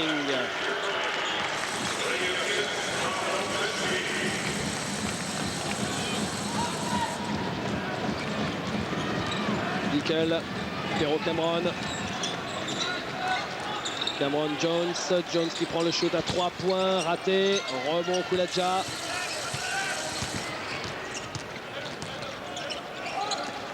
Demirel, Okulaja. Femerling. Nowitzki du poste. 2 points pour Dirk Nowitzki. 27, ce sont les premiers points de l'Allemand depuis le début de ce quart-temps. Ah. En 4 minutes 30. Donc là, il est largement au-dessus de sa moyenne. Et c'est dommage parce que vous aviez consulté, on en parlera sur un temps mort, les records. Okulaja qui marque avec la faute. Non, pas de faute d'ailleurs, juste le panier. Avec le grand dire que, vous savez, David, il peut être 10 points en 1 minute 30. Alors, ouais, ça peut aller très vite. Kirk Penney.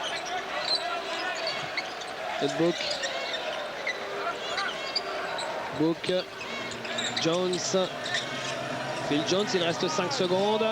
Le shoot, il est très loin, c'est court. C'était Mark Dickel de Mirel. Okulaja qui vient déposer la balle dans le cercle. Là, les contre-attaques, ça fuse. Hein. Et on est monté à... Ça fait lourd, 34, plus 34. Quel était le score à la mi-temps, Didier? Le score à la mi-temps, c'était 74-48, donc ça fait 12-4. 12-4 en 5 minutes 30. Hein. 4 points marqués en 5 minutes 30. Et oui, ne m'en parlez pas. La faute pour Patrick Femerling.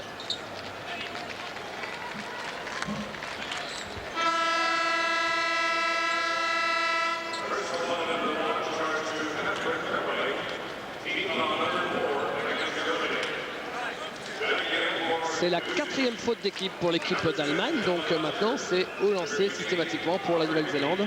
Alors que les Néo-Zélandais n'ont fait que 2 fautes d'équipe seulement. Regardez le pourcentage au tir entre première et deuxième mi-temps. Vous voyez, du côté de la Nouvelle-Zélande, on plonge. Et ça veut dire que si ça continue comme ça, ils vont manger un gros bouillon. Ce qui serait dommage parce que rester sur ce souvenir-là pour les joueurs néo-zélandais alors qu'ils ont vécu une aventure tellement formidable, ça laisserait un drôle de goût dans la bouche finalement. Nowitzki, Kakbatse, Pesic, Rodel, Kakbatse, Femerling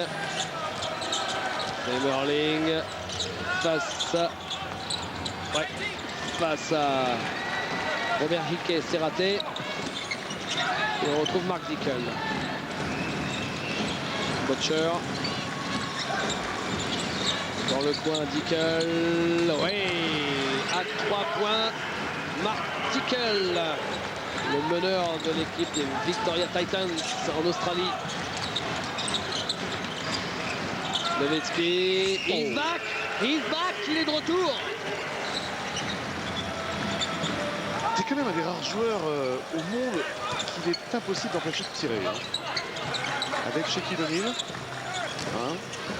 Seul. Il y avait Karim Abdul-Jabbar dans le temps. Aussi, ouais. Nickel.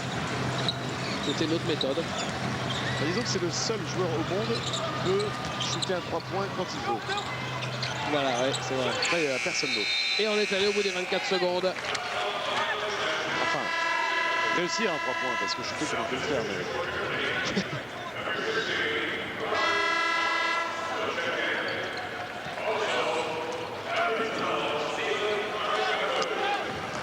D'ailleurs, c'est ça qui est formidable chez lui aussi, on en parlait un petit peu hier, mais il a tout de suite joué extérieur, Dirk Nowitzki. Il a tout de suite voulu avoir la dextérité d'un joueur extérieur.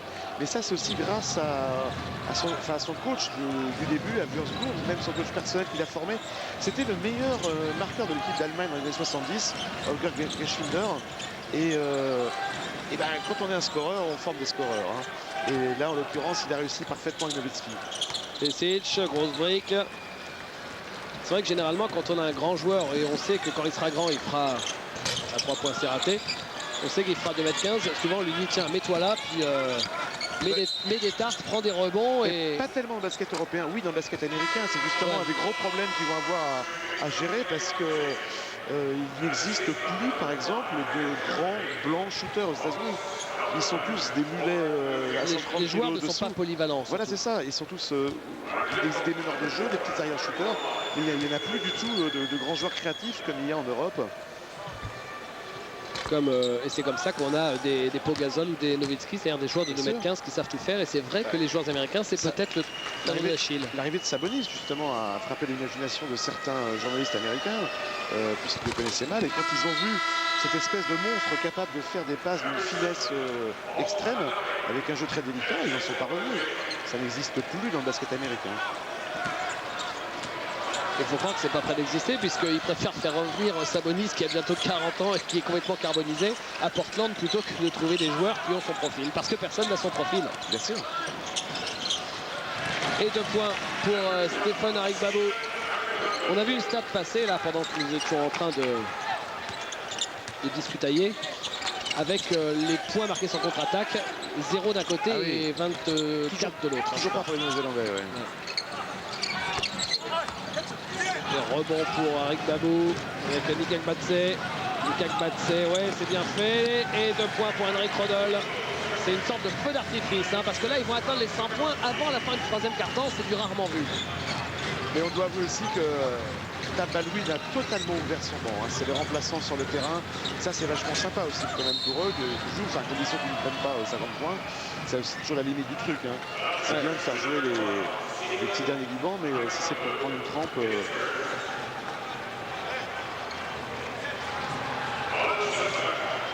Lancer franc pour Paul Henare. Mais ils seront sur la cassette du match, ils ont regardé toute leur vie quand même, hein, ces journées aux Zélandais.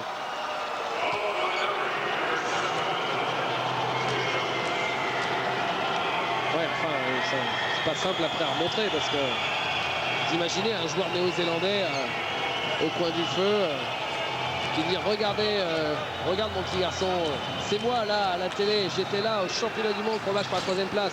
Le petit garçon qui dira bah oui papy, mais enfin t'as quand même pris 50 points. Hein. Ah, les Yougoslaves sont arrivés apparemment, hein. Il doit y avoir une navette. Vous entendez l'ambiance qui monte. Ah, ils sont prêts.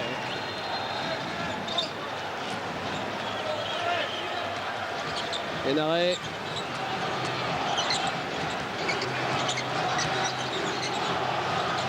Butcher, c'est perdu. Pesic. Oh là là.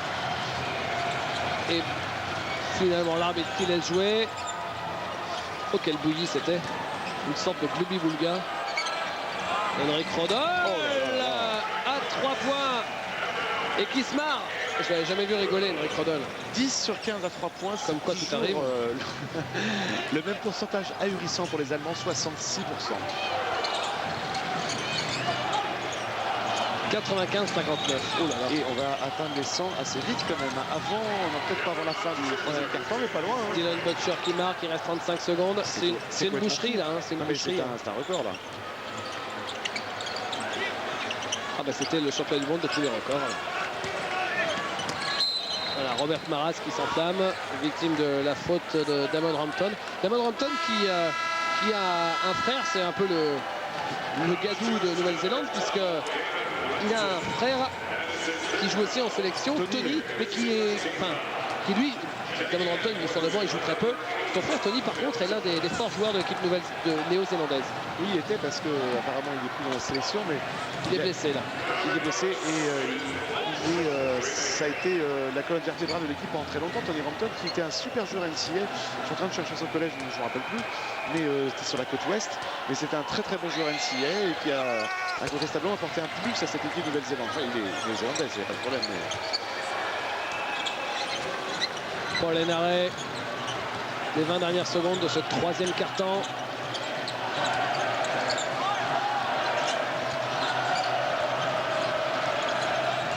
Henare, puis évidemment, vous voyez, les Allemands continuent de défendre. Hein. Ils ne vont pas faire de prisonniers hein, sur ce match. Hein.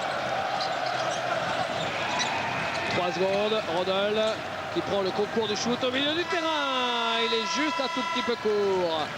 96 à 61. Ça nous fait plus 35 pour l'équipe d'Allemagne avant le dernier carton. Le match, évidemment, vous l'avez compris, plié. L'Allemagne va prendre la médaille de bronze. Quel est le score, Didier, du 3e carton? C'est énorme. C'est un petit score, non? C'est un petit score après cette mi-temps somptueuse. Les Allemands n'ont marqué que 22 points. Et les Néo-Zélandais 13. 22-13, c'est quand même un petit carton. Alors qu'on vous rappelle le score à mi-temps, 74-48. Donc on est parti pour 140 à 100. Là, on est plutôt parti sur des bases de 120 à 84. Ouais. Et dire que Vitsky, son compteur, pour l'instant, est bloqué à 29 points. Donc il n'aura marqué que 4 points dans ce 3e quart-temps. Oh, bah c'est dommage, Didier, vous avez travaillé pour rien. Dites-nous quand même, juste pour l'anecdote. Oui, c'est marrant, parce qu'on est allé regarder, rechercher les 5 meilleurs scores all-time de ces championnats du monde sur un match. Donc il n'y a que des grands noms, sauf le record. Le record. Commencez par les grands noms alors. Voilà, on commence par la fin. À 48 points par exemple, vous trouvez à 48 points Oscar Schmidt, dont on parlait tout à l'heure, le Brésilien, en 1990, donc il a mis 48 points, ainsi que Jordi Villacampa, l'Espagnol, qui aussi réalisé 48 points en 90. Au-dessus, Nick Galis, ça vous rappelle les mauvais souvenirs pour la France. Nick Galis a marqué 49 points en 1986 à Madrid, mais comme c'est un sacré joueur, Nick Galis, il a aussi marqué 53 points. C'était toujours en 86 à Madrid. Peut-être contre les Français, d'ailleurs, je vais pas vérifier, mais c'est possible. Et le ballon record all-time, c'est encore plus fort. 62 points en 1990 à Buenos Aires. C'était lors du match Corée-Égypte, où la Corée a gagné 117-115. Donc, il est resté tout le match, ce fameux Yae-Our. Vous ne vous en rappelez pas. C'était un shooter extraordinaire. Yae-Our, un petit bonhomme d'1m90 qui shootait à 8 mètres. Et il a mis 1m90, que dis 1m80, oui. Il a mis 62 points. 62 points, voilà, c'est le record au championnat du monde. Donc il y a encore du chemin pour Dirk Nowitzki, mais il aurait pu, s'il était resté sur sa moyenne de la première mi-temps, il aurait pu faire peut-être la deuxième meilleure performance. Voilà, parce que pour réussir une grosse performance, il faut que le match soit tendu. Parce que là, c'est pas la peine qu'il y ait tout le temps le ballon qui marque des points. C'est ce qui s'est passé justement avec Yae-Our, c'est qu'il fallait gagner le match. Et comme il rentrait tout, ses coéquipiers lui ont tout le temps donné le ballon.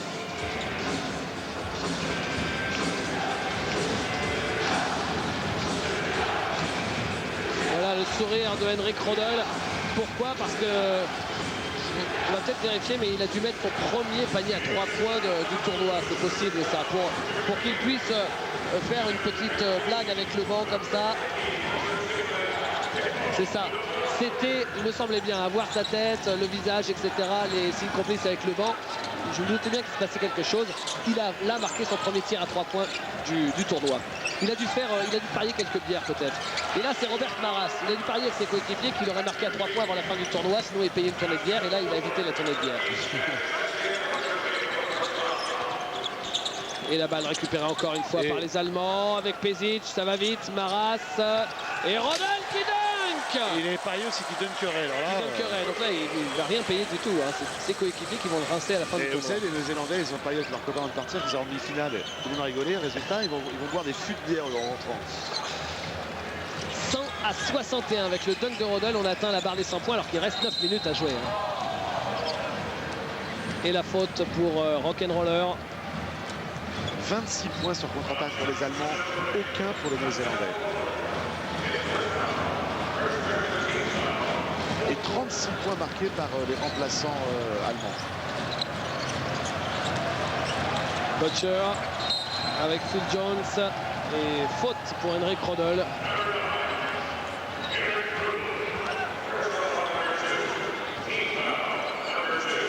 Henrik Rodel qui a fait toute sa carrière pro à l'Alba Berlin. C'est un peu le guide de cette équipe de l'Alba Berlin. Oh là là, le alley-oop. Ah oui. Dommage. Ah, pour Robert Hickey. Tentative de alley-oop. Pezic qui marque 2 points.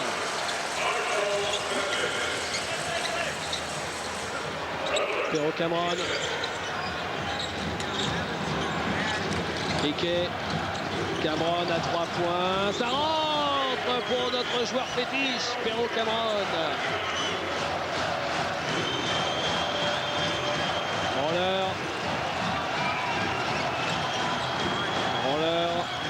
Rodel. C'est l'équipe B qui joue. Hein. Ouais, pas un seul joueur de 5 majeurs, logique, il y a 40 points d'écart. Rebond pour Butcher. L'ambiance monte, c'est pas par rapport au match, hein. C'est parce que les Argentins commencent à se montrer et les Yougoslaves sont en train de les huer. Rodel directement à l'adversaire. Et la faute c'est celle de Pascal Roller. Auteur d'une très bonne saison, le connaissait mal le petit Roller. Alors que Kurt Penney lui est sur le banc, c'est pourtant le meilleur shooter de l'équipe. On le connaissait très mal, il a fait une excellente saison d'Euroleague, Roller. Tout comme les Frankfurt Skyliners qui ont failli passer au second tour à la surprise générale d'ailleurs.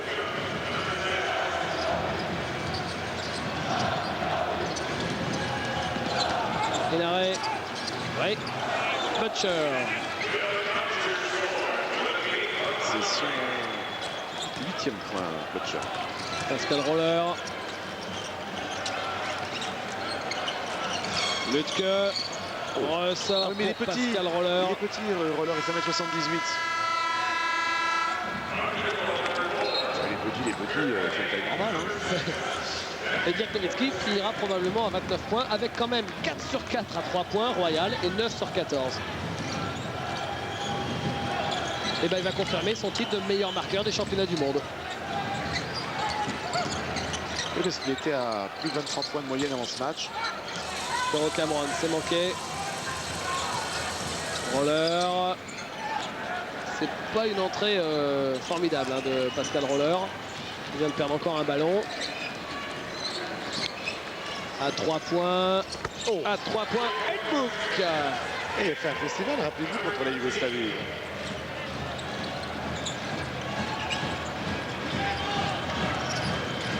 Ils ont plus de gomme, hein, les Néo-Zélandais. Hein.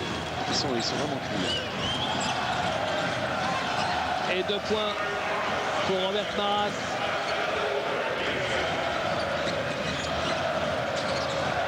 Encore à 3 points. C'est raté Edbook. Là, le 5 majeur néo-zélandais est revenu sur le terrain pour remonter un petit peu et éviter qu'il y ait trop de dégâts. Il part de loin, il y a 35 points d'écart là. Ouais, mais Henrik Detman, comme il a vu ça, il va ramener Okulaja et Femerling. Lutke. 35 points, il veut laisser couler quand même Detman. Il n'y a pas de danger. 6 minutes de la fin. Ouais. Théo Cameron. Il est méfiant ce garçon quand même. Hein. Et la faute.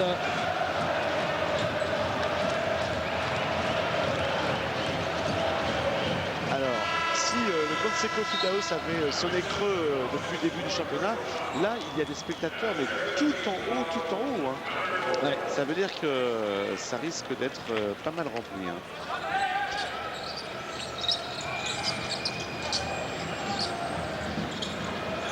Penney. Non. Lutke.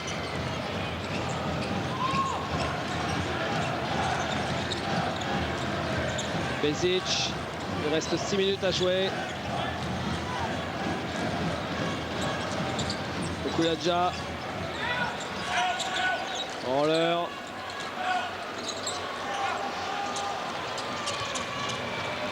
Jones qui marque. C'est Mark Dickel qui a perdu sa chaussure.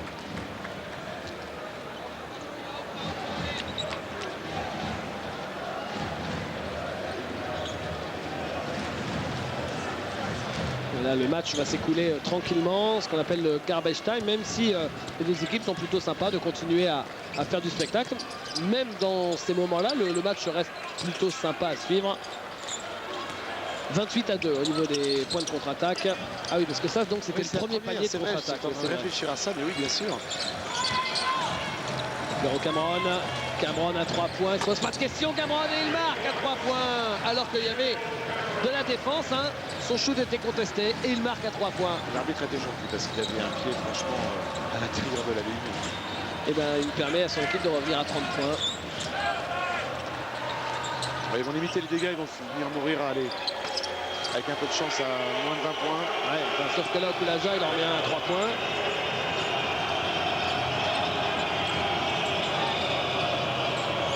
Théo Cameron. Et 2 points pour Phil Jones.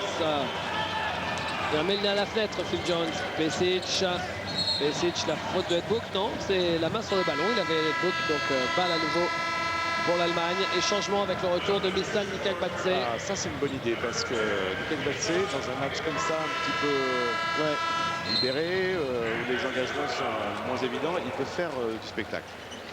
Et Pascal Roller, il sort.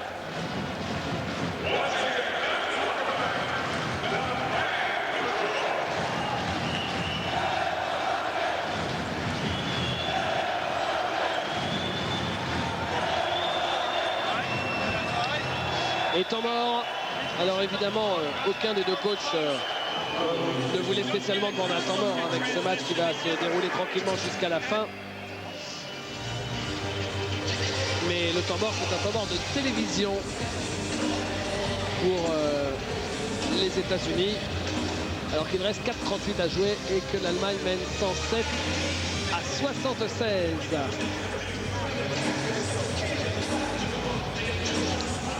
Retour de la troupe qui aura animé les temps morts et les mi-temps pendant toute la durée de ces championnats du monde. Ils auront fait un effort particulier la FIBA sur les animations, qui ne sont pas des animations classiques. Oh, attention mademoiselle, vous allez perdre vos lunettes. Et on a vu des choses assez plutôt sympas avec des troupes de gymnastes, même un magicien, c'est quelque chose d'assez ébouriffant. Là évidemment c'est plus classique que Pop-Pom Girls. On vous rappelle que restez avec nous puisque à suivre il y aura la grande finale entre l'Argentine et la Yougoslavie. Et à propos d'animation, mais pour revenir à des choses plus terre à terre, on pourrait préciser aussi que la FIBA a fait un effort particulier pour la lutte contre le dopage, puisque plusieurs équipes ont accepté de porter sur leur short le logo non au dopage, plusieurs et pas toutes.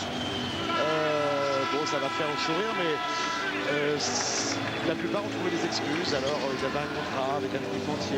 Quel pays bah, vous imaginez bien que lesquels ont refusé, bah, évidemment les Américains, les Canadiens, etc. Enfin d'autres, hein, parce que les Allemands ne vont pas là. Les Néo-Zélandais le portent. C'est à gauche sur le short, il y a un petit logo comme un sens interdit, voilà, qui barre une seringue.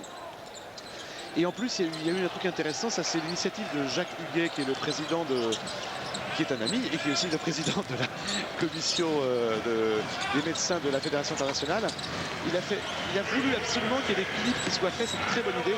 Des clips qui sont passés dans les salles de championnat du monde, donc dans RCA Dome et puis au Conseco, où en 11 langues différentes, où les basketteurs choisis, comme ça, volontaires, disaient non à la drogue. C'était intéressant. Non, dopage. Oui, pardon, non dopage.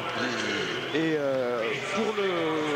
pour le français, puisque la langue était évidemment représentée, ça a été Prosper Karangois, donc le burundais de l'équipe du Canada. Autrement, donc pas au gazole, et Juan Carlos Navarro l'ont fait pour l'Espagne. Pour l'arabe, c'était, il me semble, je ne sais plus, je crois que c'était Milieu Koubal, il me semble, je crois, enfin, etc. Donc tout le monde s'est succédé comme ça en toutes les langues sur des clips pour dire non dopage.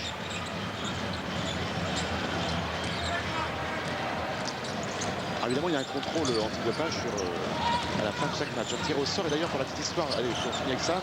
Pour la petite histoire, pour l'équipe américaine, 3 fois de suite, c'était le même joueur des tirs au sort, c'est Reggie Miller. Il n'en peut plus. Il en a marre. Parce qu'il faut souvent attendre une demi-heure, une heure, etc. après, quoi. Donc, le temps de satisfaire aux besoins d'échantillons. Voilà. Jones, Penney, à 3 points. C'est raté. Jones. Toujours pas. Et ça tombe dans les mains de Patrick Femerling avec la faute. C'est pas mal, hein. Avec la faute de Perrault Cameron, le voilà. Alors quand vous le voyez comme ça, on pourrait imaginer qu'il a une carte de crédit illimitée auprès du sponsor majeur, le sponsor maillot de l'équipe néo-zélandaise. Regardez le sponsor maillot. On pourrait se dire, tiens, lui, il est nourri à vie par ce sponsor, mais pas du tout, hein, c'est de cette famille. On vous rappelle l'histoire, Perrault Cameron, avec son physique de talonneur de rugby, qui aurait fait probablement un formidable joueur de rugby. Ses parents étaient rugbymen, même sa maman, c'est vrai, et sa maman qui avait peur que son fils chéri, eh bien, il prenne un mauvais coup, qu'il se blesse dans une mêlée furieuse. Eh bien, elle lui a dit, non, toi, même si papa et moi on a fait du rugby, eh bien, toi, tu vas jouer au basket parce que c'est moins dangereux. Et bien, finalement, Perrault Cameron, avec son gabarit atypique, eh bien, avec ses mains exceptionnelles, il fait un formidable joueur de basket. Et rebond finalement qui retombe dans les mains de Flavel. Le voilà, Perrault Cameron. Ah, maintenant il prend pas le shoot.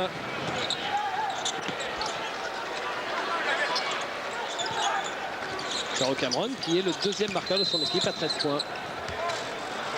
C'est vrai qu'il y a un seul joueur qui n'est pas rentré en jeu. Enfin, il y en a deux. Il y a Sean Marks, bien sûr, qui était néo-zélandais.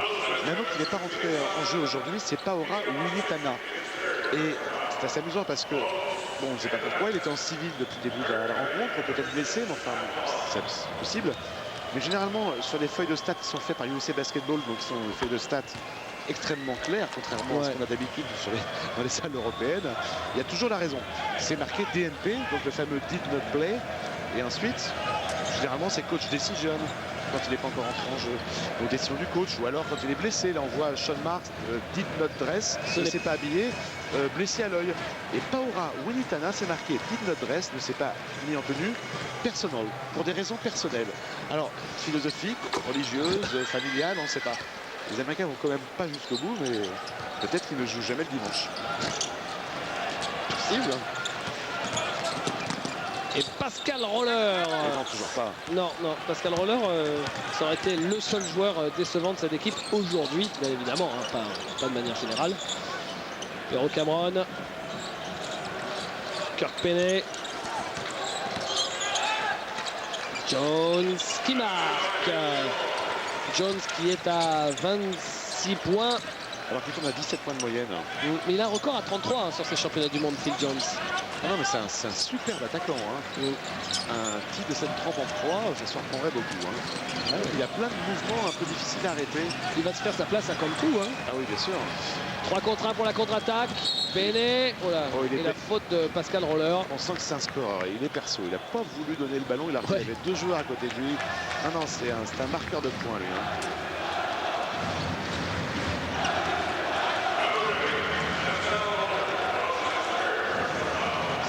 À 82.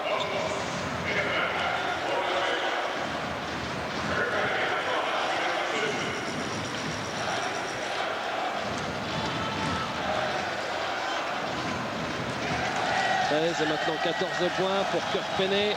Alors qu'on voit justement les 2 joueurs dont on parlait, Sean Marks et puis ce bon Paora Winitana qui est au bout du banc en train de discuter.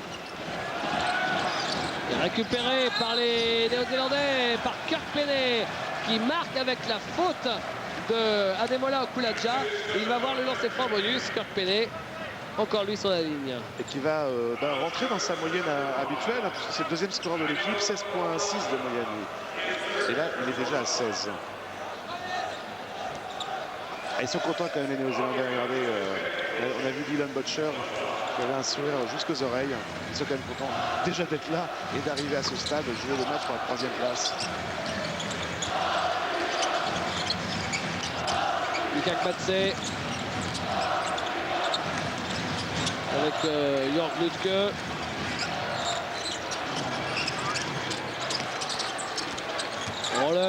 Roller qui perd encore le ballon. Pas ça du tout. Hein. Et 2 points pour Kirk Penney. Et ben, Lucas Kmatse, Lütke victime de la faute de Judd Flavel. À 1:39 de la fin. Et temps mort.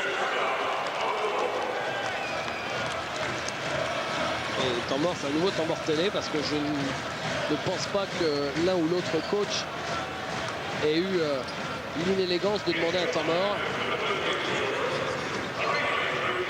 110 à 88, on est à plus 22 et voilà les 2 supporters de l'équipe d'Allemagne.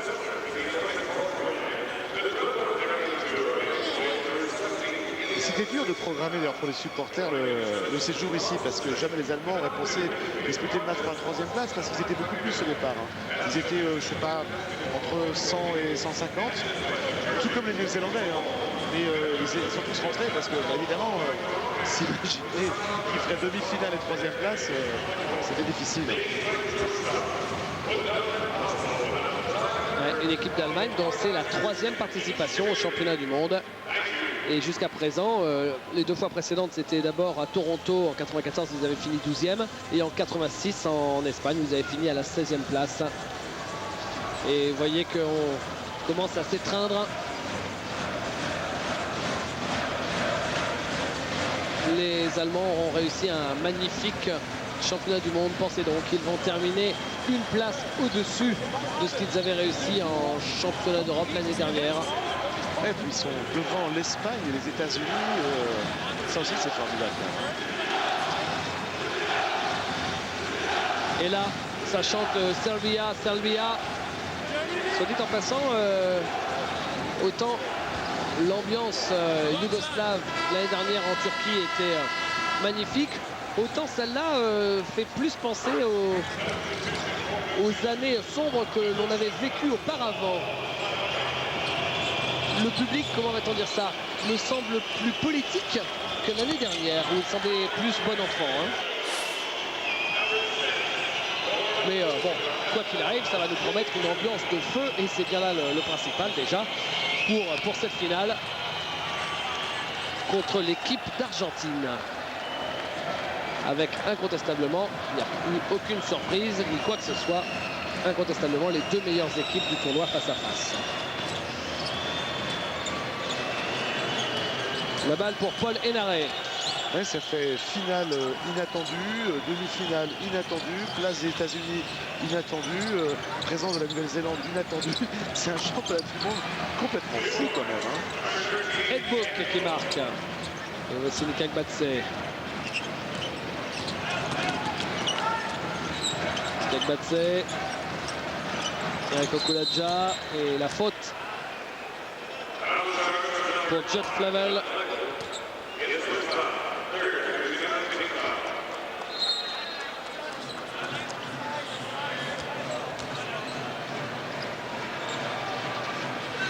Vous voyez comment un seul joueur peut vous changer la face de votre sport dans votre pays.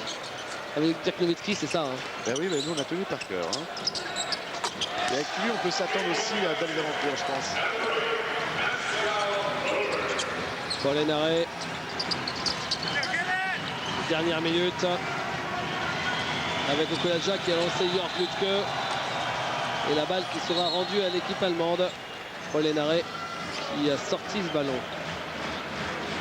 L'arbitre Pablo Esteves, l'Argentin, qui demande au banc allemand de rester calme, de patienter encore 58 secondes avant de fêter cette médaille de bronze, la première de l'histoire du pays. C'est Pesic le plus heureux. Hein. Il a embrassé à peu près 4 fois tous ses coéquipiers depuis 5 minutes. Marco Pesic. Mika Gbatse. Butcher. Henare. Ed Book. Flavel. Henare, là-bas dans le coin, 3 points, c'est raté. Et rebond pour les Néo-Zélandais. Oui, avec Damon Rampton qui marque. C'est le premier point du match d'ailleurs. Il reste Flavel qui n'a pas marqué. Et notre ami Pascal Roller. Ballon récupéré par Butcher. Roller, bien sûr. Ouais. Rampton. Lütke. Okuladja qui marque sur la contre-attaque. Il reste 13 secondes.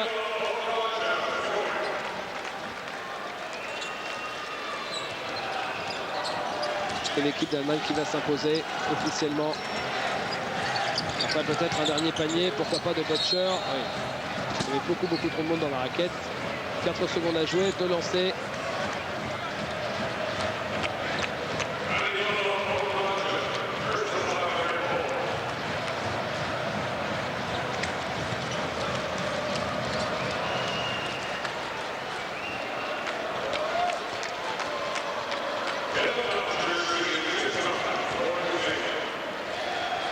Glenn Butcher, le premier lancer est manqué.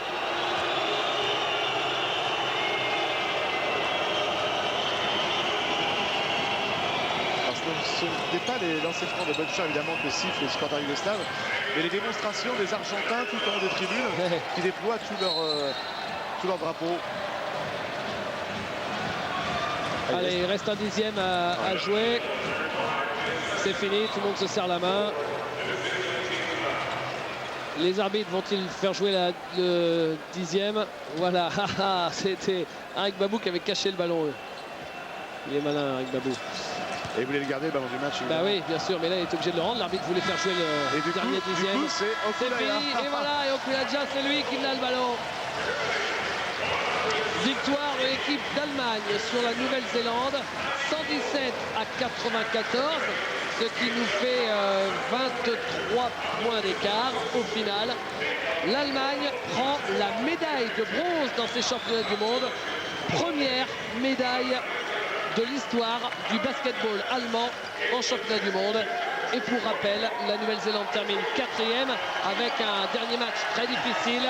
mais la Nouvelle-Zélande aurait été la plus grosse et la plus belle surprise de ces championnats du monde. Voilà Didier, on va rendre l'antenne à Paris parce qu'il faut qu'on soit en forme pour la grande finale.